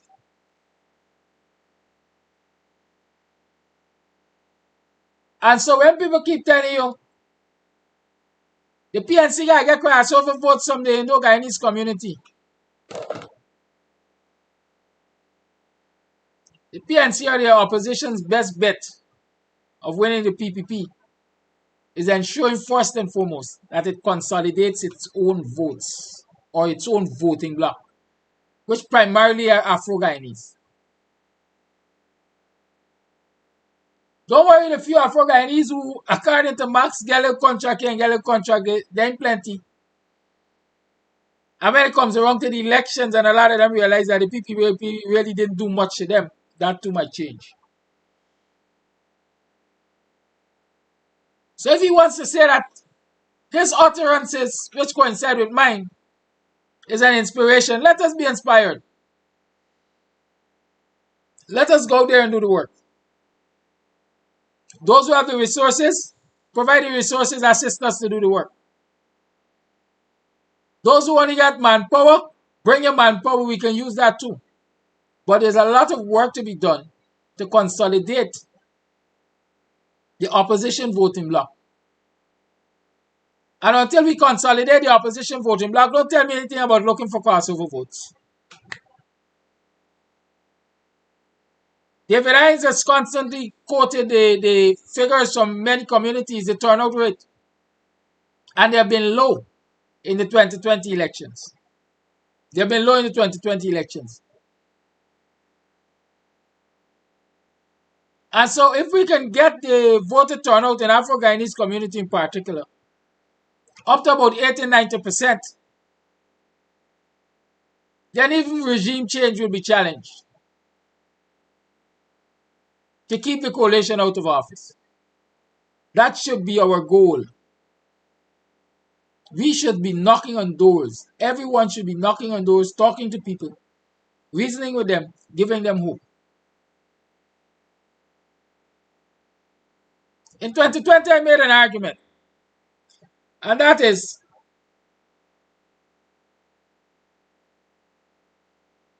Basil Williams was the campaign manager for the East Coast.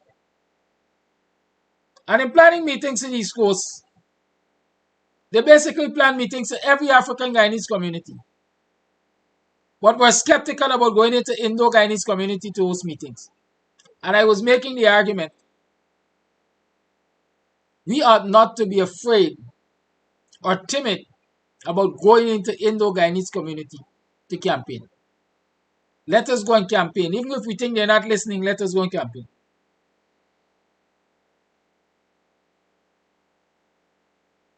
Somebody might hear the message, and if you can pick up 2 votes from Indo-Guyanese communities, they will make a difference too. But over the years, what we have seen is the opposition focusing on African Guyanese communities in the campaign and neglecting to campaign in Indo-Guyanese communities. While the PPP, knowing very well that it is not likely that they will get a whole lot of votes coming out of Afro-Guyanese communities, were going into Afro-Guyanese communities and campaigning. You know what they were also doing? Busing people to give you the impression that a whole lot of Afro-Guyanese were turning out to the meetings. They were busing them in. As a lot of people say, perception is reality in politics. It's how it looks. And we have to start to understand that.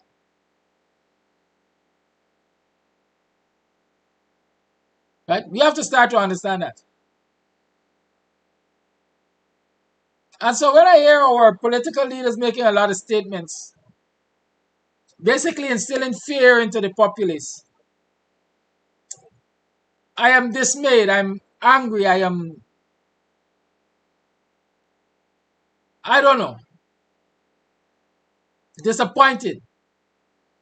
Because if you're leading, your place is to lead from a position of strength and give people strength, give people hope, encourage people. Not walk around with doom and gloom on your shoulder and talk about doom and gloom. We have to encourage our people. We have to help them to recognize that we really and truly are in a position of strength and we could do much better than we do. I ain't playing Max because I want to play Max.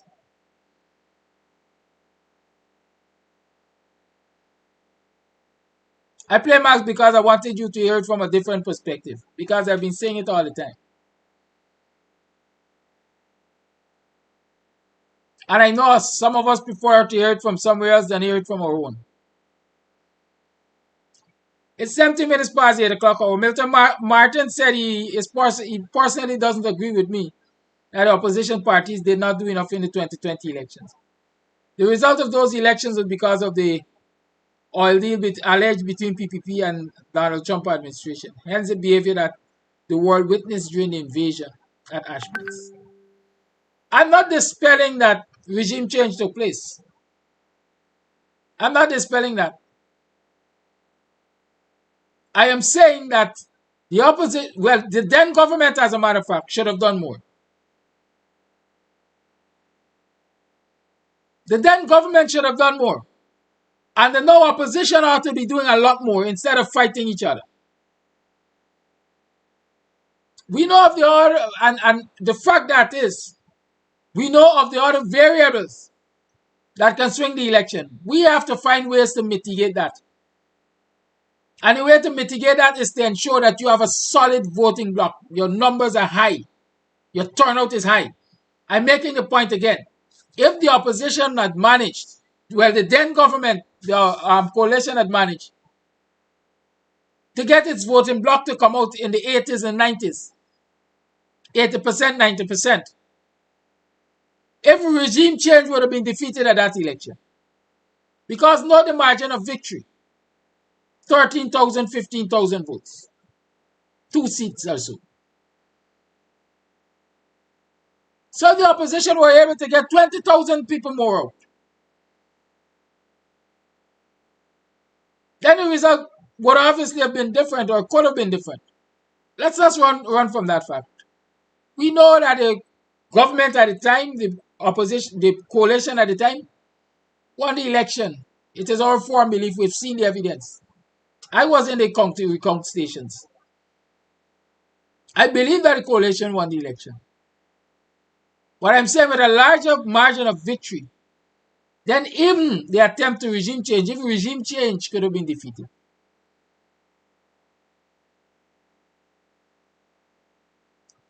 That has to be our task this time around. Get our votes out in larger percentage. 65, 70% turnout. There's low turnout in an election that is going to be closely contested. Let's use the lessons of the past to plan properly and move forward.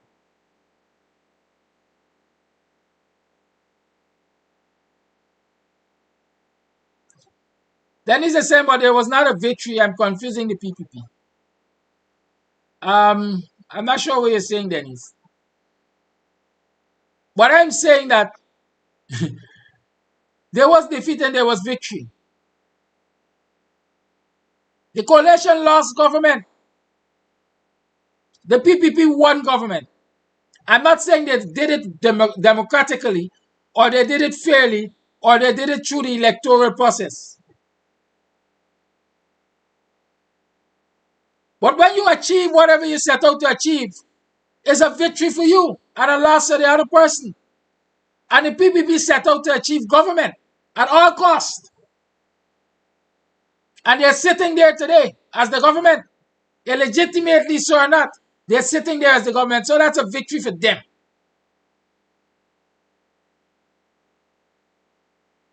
I don't want us to play with the semantics. Because when we do that, we're fooling ourselves. We are shortchanging ourselves. We're not recognizing what led to our demise and what we need to do to rise again. That's all I'm saying. The lines are open. 6225933 is the number to call. It's Free Talk Friday. I don't want to stand between you and the discussions too long. I think I saw a voice note. Let me see if I can play it.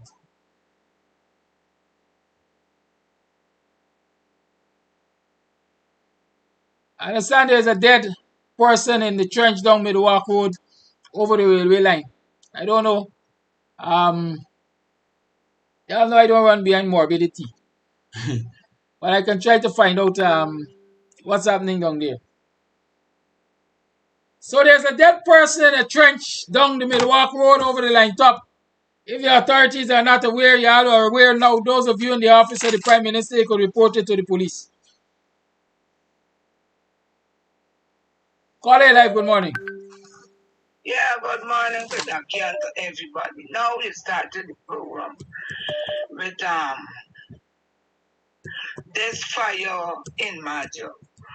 They're trying to say the person, the girl, is like just gone out.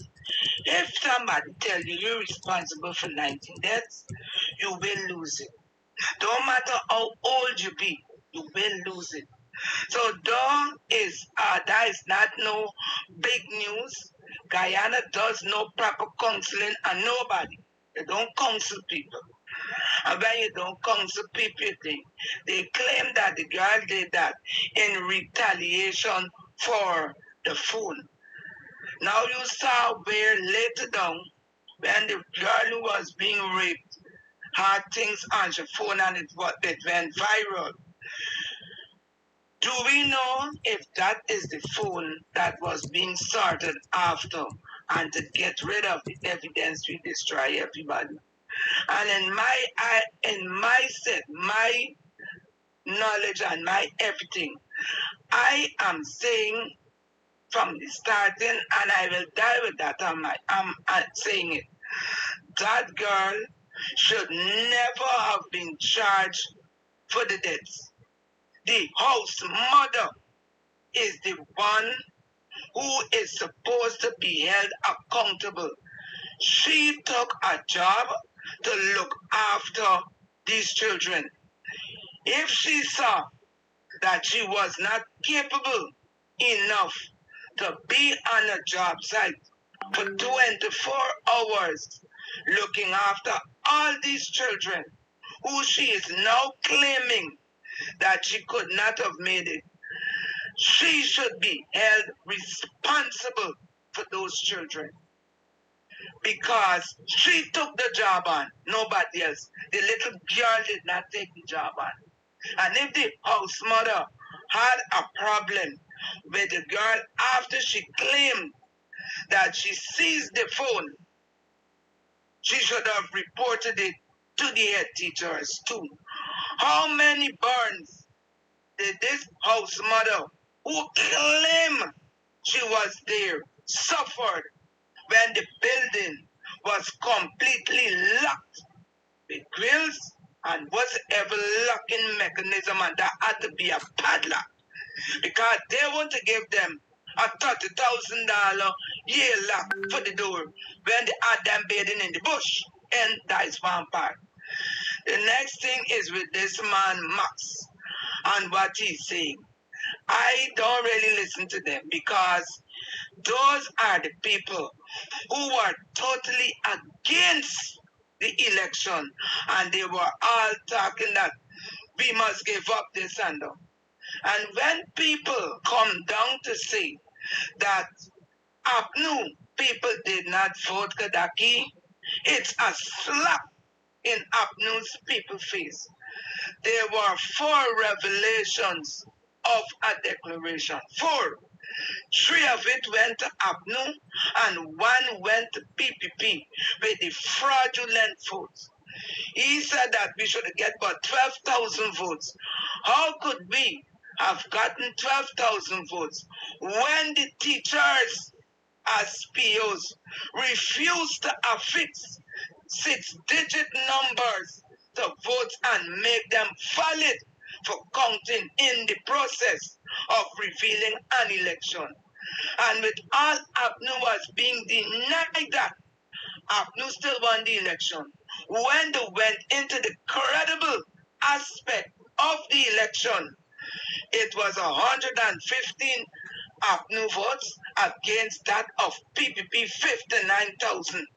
So I want people out there to stop saying that APNU did not work at this election. Now the leader Norton is walking around. I listen to people. Oh, don't say what you're going and do because the other people gonna run and do what you're doing. When the leader of the opposition, Norton, he is going around, he's meeting, he's doing his work undercover. Because if he didn't do any work undercover, he would never have gotten that result from the local government election because he went it alone. He went to the election in certain areas and he got that thing. And after coming out from the 2020 election, if Norton did not go into the communities and restore hope to people who know that they vote, and then people coming out and say they didn't do nothing, that's what does make people get riled up and say, you know what? You say me not do nothing, me not do nothing. We see it every day at the protest because people know that they went out and they voted wholeheartedly, and they are people who coming out and said they did nothing. So you know they say we sitting down and we waiting for election, and then we gonna do. Stop saying APNU did not. APNU won the election. 3 out of 4 say we win it. And you know, people just jump up and say, oh, they mean giving this woman. I hope she never be confirmed. Because she is the person who said, to my mind, I will use what the CCJ said not to use. And there is where I jump on the CCJ. Because if the CCJ was a proper court that stood up for morals, they would have disciplined Roxton Church for contempt of court because it was handed down. It is good for Order 60, but however, Order 60 must not be used to give a president. It must be used for an election petition. And seeing that she flouted that order, if the CCJ was a proper court, they would have brought her in for questioning and they would have disciplined her on the use of what they say was not to be used to give a president. So people out there, stop bashing APNU and AFC supporters for not winning an election. Last, I would like to say thanks to my friend. I wouldn't call the person's name. Yesterday I visited the person and dropped me little purse and thing. When I got to the replace out there at the seawall, oh, I realized I lost my purse. The money was just $1,100. And it had a chain. The chain is of great significance because I had that chain at 1965 when my uncle Forrest saw me, and I thought I lost it in the fire, and my second daughter gave me the chain, so I hold it there. And when I realized that it was no longer with me, God lost my purse. Go back at the friend, explain. The friend said, no. This morning, turn on to the program before I get cut off. The friend called me, Rhonda, your purse is right here, something carried away.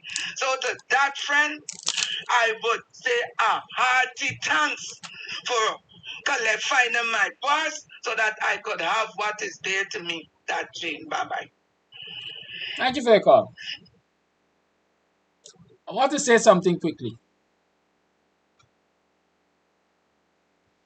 Morning, Dennis. Dennis is repeating Max nonsense. One is saying the opposition, the no opposition supporters came out and vote.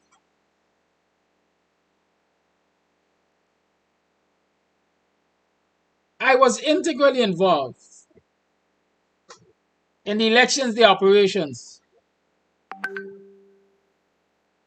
on election day of 2020. Call all the line. David Hines and I, we were operating on the East Coast. We were up and down the East Coast monitoring what was happening and so on and so on and so forth. And so when we say to you, and I'm saying that David Hines has said it before, that the turnout for the then government was not as high as it was expected to be.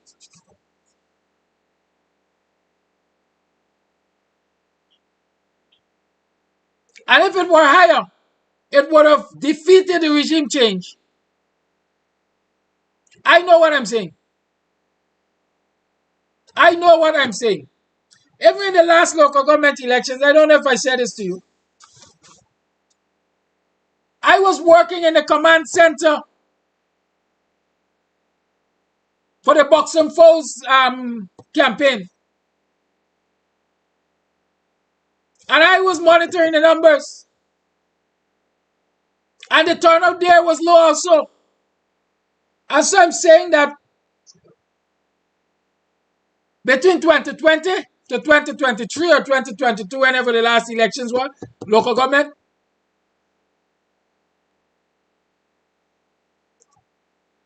the information shows that we have to do a lot more work to ensure that larger numbers of people turn out to vote in the opposition blocks. This is not pride. It will not serve me or any of us to deny that fact, number one. Or number two, to make false claims that the numbers were low. It cannot benefit us in any way. It will only benefit us if we recognize what the information, what the data is saying, and use that data to guide us in doing better in the future. The turnout in 2020 was not maximized. It was not also maximized in the local government elections. And if we want to win definitively, regime change attempt or not, in 2025, we have a lot of work to do to maximize the turnout. That's all I'm saying. And so, yes, Ron, the people turned out in 2020. But the turnout could have been bigger. And with a bigger turnout, regime change, as they did it with those 2 seats or whatever, could not have succeeded. That's all I'm saying. Caller, thank you for holding your life. A blessed good morning to you, Mr. Kadaki, and a blessed good morning to your program. Mr. Kadaki speaking truth to power, and that is factually truth. I'm not against any opinion or suggestion others are saying, but this is the fact. What you are saying, you are totally right. Because I was out there also contributing in different form. And Mr. Brian Marks, what he said is the fact, but he endorsed what you said. So I don't really pay much mind or don't pay much mind to it because it is the truth we say yes, but I pay mind and I pay interest to what Mr. Kadaki is saying. And what you are saying is totally the fact. And so you cannot run from reality. I was calling out upon this, the APNU government then, when they were in power. The marketing strategy they were using was very, very poor. It was very poorly marketed. They was not marketing themselves properly, even when they were in government, so people could have known what they were doing. They have done a lot. They have done a lot in that period of time, but it was not going out to the public as how it should be going. There's number one. And so I was calling upon them. When the PPP tried to run for election, there wasn't running for win the election. All that I was saying to the opposition, to the ruling party at that time, the APNU, and they were trying to run for win the majority of seats in parliament. Their target was the parliament, to get the majority in parliament to pass, just like what they are doing. And so this is where the fall and don't take place, because the APNU had so much confidence, which they had a right to, that they would have all the vote. They had the vote them indeed. But where they had fallen in certain ways, I'm not saying that they win the election and not regime change and all these things, but they would have no debate whatsoever if they had come out sincerely, wholeheartedly, and go out into all the highways and byways and do the work what they had to do. So you were speaking the truth. While that is so, in the thing we're going on with the dormant, the skill training was burnt up. I blame the government still for all what took place. The reason why I blame this PPP government is because, look, if you look at Miss Vanessa Douglas, what they're trying to target and use as a scapegoat right now to let the buck stop at all. That woman was brutally chased down by them. They were trying to get rid of her in all kind of form. So she was going through stress herself. And I want this nation to understand what is really abuse. And you know why I'm going to say it? Because the people need to have knowledge what is taking place in this country. Mr. Jack Leo, them, they are very abusive and they are very aggressive in the abuse that they are going on. And this is when a person looking for to extract power and control over people and make them victim. I am talking about domestic, mentally, physically, economical, sexual wise, and most of us spiritual wise. That is what they were doing. They are fighting to have dominion over this nation, but individual who they think they can't control, or if they can't get it, then they get rid of you, they try to get rid of our cause. And that is why the thing with Vanessa Douglas was going through. So the Guyanese got to understand what was taking place. And that's why that when the thing reached she didn't have a function to do what she was doing or what she's supposed to do. However, we gotta be honest as citizens. Huh? We gotta be honest as Guyanese. And this is exactly what is going on in this country. Mr. Jack Dio, they want to have dominion. People, let me tell this nation something. God gave man dominion over the birds of the air, the fish of the sea, the animal on the land. He never gave dominion over man.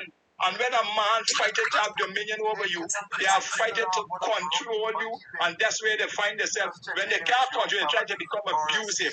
That's what this PPP government is. They are very, very abusive. Look and see what they're going on at the Birmingham in Bobby's side. It's barefaced presumptions that is taking place. I am calling again upon the voters, those who vote for the PPP government the last time. Do not vote for them this time because the table got torn. It don't turn when the hard turn coming. They are not interested in the citizen. They are interested in power and dominion to have control over this nation. So Guyanese, the righteous-minded people and the righteous-minded citizen, stand up for what is right. Join with the APNU them or join with any other party outside to come against this PPP government and get rid of the wickedness, and then we can work from there too. Mr. Kadaki, once again, God bless the program. God bless this country. Guyanese, examine Mr. the Vice President and examine Mr. Nandalal. See if you all discover what the relationship between the two people. I am not saying get into the relationship, but see what the relationship is, an extraordinary relationship going on between them two. And that is what is taking place. And boldness, you should get a grip of yourself. Anyhow, Mr. Kadaki, once again, God bless this nation. And I am not focused upon Brian Max. I am focused upon you, Mr. Kadaki, and the AP, and you are declaring the truth, even though Brian Max confirm what you are saying is the truth. God bless this nation. We can't run from the truth. The truth. Speaking truth to power once again. God bless this nation. Guyanese stand for rightness. We're going to get there. Have a blessed day, Mr. Kadaki. Have a blessed morning, Guyanese. Thank you for that call.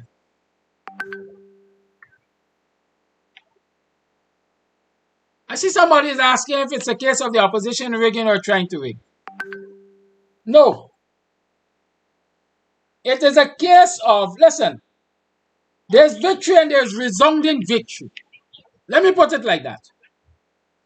There's no doubt about the opposition winning the election. Well, there's no opposition, the then government. All I'm saying is, had there been larger turnouts, remember this, with all of the regime change and all of that, at the end of the day, the election was awarded to the PPP with 2 seats, I think. All I'm saying is if the turnout from the opposition, call all the line, if the turnout from the opposition voting blocks were larger, then it would have been difficult for the PPP to steal the elections even through regime change. That's what I'm saying. In short, I really don't know how else to put it. In short, this is it. We won. I think at the time when the declarations were made, the then government was winning by 1 or 2 seats. If more persons that turned out, and that margin of victory was about 3 or 4 seats, then even this 2-seat regime change result would have been difficult for them to determine or to announce. The other thing I want to make the point is, even if we had 90% turnout in the 2020 elections, the work of the politicians must always be to improve on the last result. As if we had 90% turnout in 2020, we should be pushing for 95% now. So there's no question we have a lot of work to do to get more of our people to turn out to vote. Call A Live. Good morning, Kadaki. Good morning, Kadaki. You are absolutely right. And I agree with some of the things that Rhonda said. But the thing is, these people got to get up and get And what the last caller just said is very important. Stress is a number one thing. When you think you in power or you trying to do something for your country and somebody coming from behind and pushing you and it take, oh my goodness, that is mentally, physically abuse. I don't understand why people cannot see that what these people are doing, it is wrong. It is wrong, totally wrong. Those things are stress on people. People get sick, you go home, you get sick, you don't even know what it is. Because our country does not have mental health situation. You were here, you see some people through the head or they're gone. When you go to the doctor says, ma'am, nothing is wrong with you. Then they would say this, do you have any personal issue at home? You now going to try to hold it back and not say it. And then they will tell you, ma'am, I think so. I am recommending that you go speak to a counselor and if you have issue and all kinds of stuff. Some people can handle it and some people cannot handle it. Okay, I'm telling you why I'm saying that because I know my mom passed away. I was not there to support her, and it affected me. And I went to the doctor. The doctor told me, he asked me, do you have any personal issue? And I told him. And I work on it. I didn't need no counselor. I know what to do because I do psych, so I know what to do. Especially if you don't know what to do, you have to sit down and move along and say, well, look, how my mother would want me to move along or how my government would want me to move along. And you do the best for your country, just as what you are doing. Because all of them carrying you down. And if now you have put yourself, put a mean that time with them because they ripping me down, I ain't got no time. No! You ain't do that. You put yourself in a place, this is your country. You don't make nobody come in your country and want to rip you down. The bathroom is filthy. We live in filth and you go to other places and see other countries. He said you could go in a bathroom. You don't have to run from one bathroom and all it in and then you got to piss up yourself and all kind of nonsense. They're supposed to take care of the country. What you doing with all that money? They see the man videoing all the money what they got and the black people then. How can they just sit down and know these people get all this big wealth? That's $1,000. Where's $1,000? Let me just wake up maybe if one show person that say what kind of witchcraftness is going on in the country? Is something down with the head? Are we going crazy?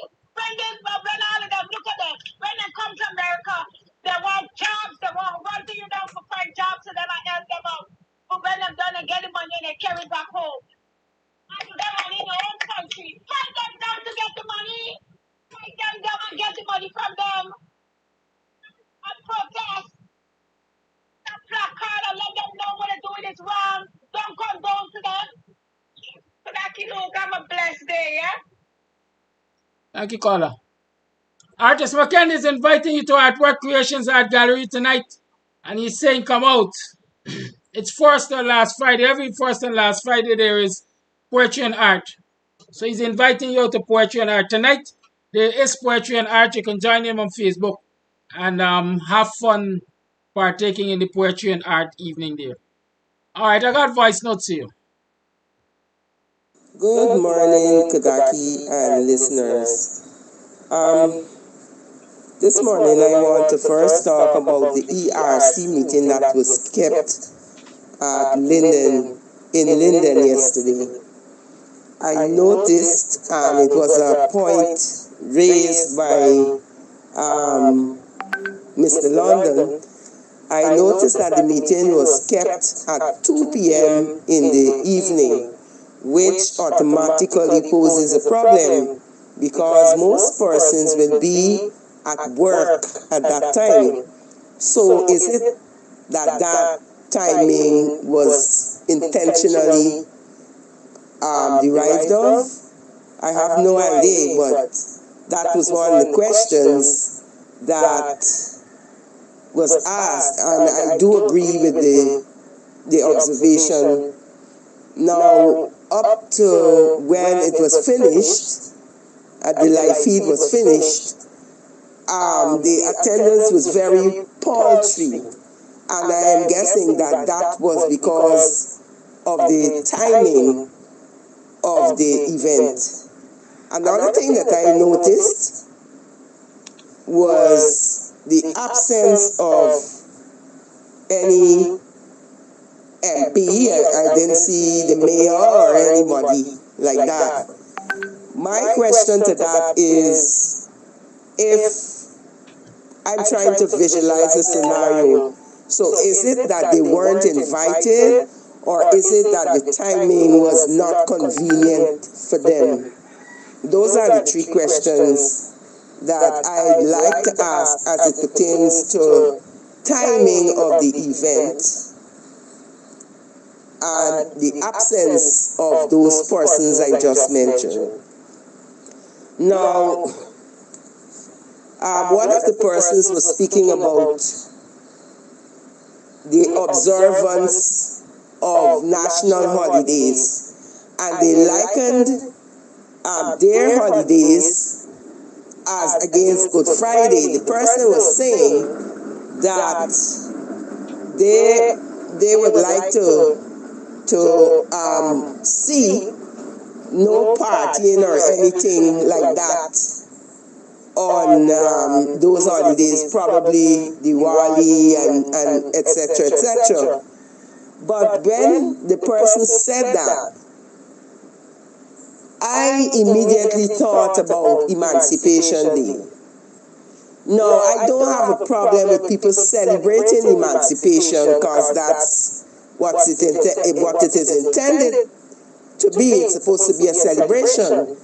My thing is, I find it an insult when those event planners choose to do a boat ride. For me, I have flashbacks of what my ancestors may have endured on that journey. And so for me, the boat ride issue is one that is an insult to us, because that is not something that should be taken lightly. So all I'm saying is, the person who was mentioning about the sanctity of Diwali, in the same vein, we as Afro-Guyanese must say, or we should try to make those event planners understand that it is very insulting when they come up with boat rides. I am sure that if they think outside the box and stealing your pun, they will come up with things that are more informative, things that are more appreciative of the sacrifices made by our ancestors, and to more or less whatever they plan should be a condemnation of those atrocities meted out to our ancestors. So that was my little observation about that. Now the next thing is that questions were asked about the legitimacy of the ERC. Now they started off by talking about the perception of the general public, which we know is true, right? The general public believes that they do not function the way they're supposed to, and really we don't know what is the role of the ERC based on the way in which they handle things. But to my surprise, I discovered that it is the president's duty to appoint a judicial service commission. Now, if that is done, then the legitimacy of the tribunal commission will be formulated. and that will make the work of the ERC more solid, more legitimate, anything like that comes to mind. Now, to have that done, you have to have 2/3 of a majority in Parliament for the very existence of either of the tribunal commission. That is what I understood from the questions that were asked. Now, they couldn't answer, the panel could not answer to those questions because they know for a fact that nobody was appointed for the Judicial Commission, and therefore it questions the relevance of the Tribunal Commission and all that will have to take place there. So why is it that this government believes that they could continue to insult the intelligence of the Guyanese citizenry and nobody will question things? Now, if I didn't go on that program, I would not have realized that the ERC has been operating illegitimately. So I don't know if perhaps at another forum we can discover more about what is happening and the relevance of the ERC, because if the president has not appointed anybody for the Judicial Service Commission, then it's questionable about the Tribunal Commission. So that is a bluff, and this government needs to understand that they're not dealing with persons who are all illiterate. They know what's happening. So that yesterday for me was a failure and an embarrassment to those persons on the council, because they went out there and they were not, I don't know if they weren't prepared, or I don't know if they thought that they could bluff the citizenry of Linden. It wasn't happening, and there were persons there who questioned them and cited instances for which they could not answer. So for me, the ERC is not relevant, and until they could get all the things in place, and until the president of Guyana and its government could work to ensure that the validity is good, then we're wasting time with this ERC thing. Now, the second thing is, I would like to speak a bit about that second live feed yesterday by Brian Marks. Right? That second live feed put out some information there, or I should say confirmation of the information. Sorry about that. For me, what came out of that live feed with Brian Marks, right, when he mentioned the $4 million floor in Jadio's house, right? All he did there, I don't know where he got his information from, but all he did there was to highlight the manner in which Jadio behaves. You have already spoken about the Sheriff Association, I would call it that, whereby the security, you were questioning the presence of the security sheriff and its attachment, political attachment. So that was confirmed yesterday. What was interesting for me was the issue of corruption, and that was in reference to padded income and loans. You see how these people just go around robbing Guyanese people? Because a small person can't go to the bank and get a loan. But they have decided that for their friends and family, right, they would have the the income padded, thereby enabling them to get loans. Bye-bye. That's all I have to say for this morning. Thank you. Quite a lot, but quite relevant. Business and the nonsense there. Good morning, Mr. Kadaki and viewers. See what the PPP government is doing, the madness, craziness, and the nonsense they are doing. They would never stop unless the citizens of Guyana pull themselves together, wake up from the slumber, and realize that nothing getting better in Guyana, especially for the lower class of people. You see what Ryan Max doing there? They all help PPP to get back into power. But what they had promised, they never receive. Now the pressure is not only on us, it's on everybody, and it's coming down on them. So what they're doing there is to let the opposition side realize or to know that they stand a chance. But if they do not pull themselves together, they will not get back in. Stop this pulling and tugging. See what is going on. The pressure mounting up on the PPP government. They know they are at stake.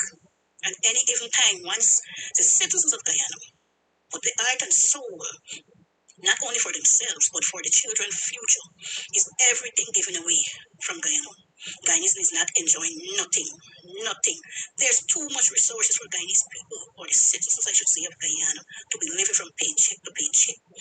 Cannot even feed the children, clothes themselves, house themselves. Look what they're doing now, the calling teacher with that mega salary. But may God be with them. And God, focus on God. We cannot leave God out. Continue to pray. The separation happening, the confusion in the camp. So let's give God the honor and praise and trust Him.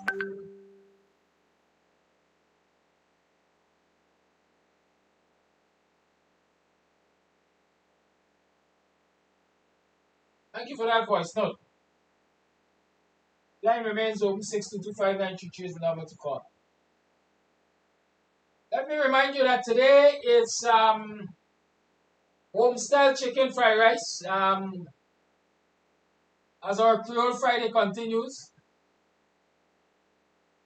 it's not too late to call and place your orders.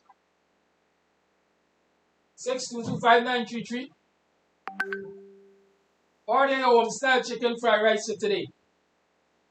Tonight is karaoke night at Club Twilight. So you can come on down and sing a few songs. Remember, is everybody carrying their own key. So you don't have to be a Whitney Houston or a Barry White. You could come and carry your own key. Good. I must remind you also of the campaign fund launched by the WPA, and I thank you for your commitments. I thank you for those people who have contributed and will continue to contribute. No need to be sorry for the length of the voice note. Sometimes, there's a lot to be said that has to be said. It's now a minute past 9 o'clock. How are you tuned to the Guyanese Morning Time with the host, the Buxtonian, your host, the Buxtonian Kidaki Amsterdam. I'm informed that there is a dead person in the Middlewalk Trench, I think, over the railway line. And so the authorities are not yet aware. Those of you who have an ear to the authorities, you can let them know. Good.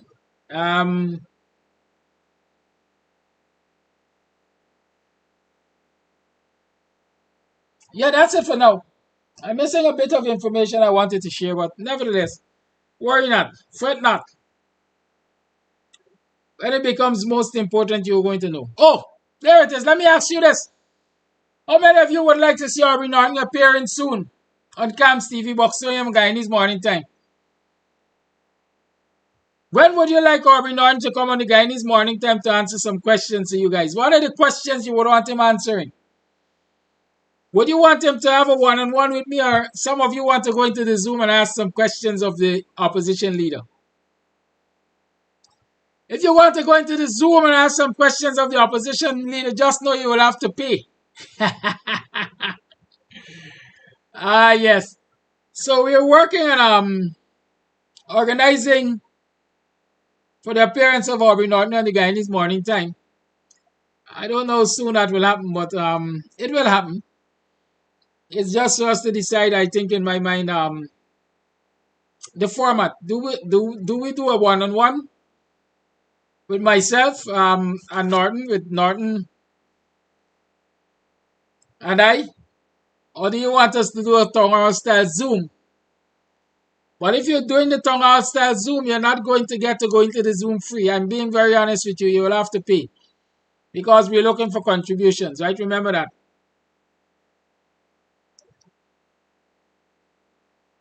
Good. So if you want to be on the Zoom, start thinking about how much you're willing to pay. Yeah. Talking about money makes me uncomfortable, you know. Y'all recognize that? I don't know if you know that, but it does. Fidel Albert said make it a one-on-one. Somebody else said make it a Zoom. Let me know your opinions. Monday we're going to continue to discuss the possibilities. What would you like to have? Yeah. So look out for the advertisement when Aubrey Norton is going to come on to Guyanese Morning Time. For us to ask him some questions, usually difficult questions, I dare say. And if any of you would like to go into the Zoom to ask him your questions directly, you'll have to pay your money to go into the Zoom. Keith is saying he wants to pay $50. So $50 might be the price. Have a good day, y'all. Goodbye. I didn't say the price, Keith said. So we will talk. See you guys on Monday. Have a good weekend. Be safe. Make some money. Make some money. Make some money. Take care of your health. Get some relaxation, rest and recuperate. But still, make some money. It's Friday, so I don't intend to stay too much long. I have those children to take care of. And so we'll talk. Dennis Champagne, come man, don't insult us. Which $50 Guyana? Have a good day. Bye-bye.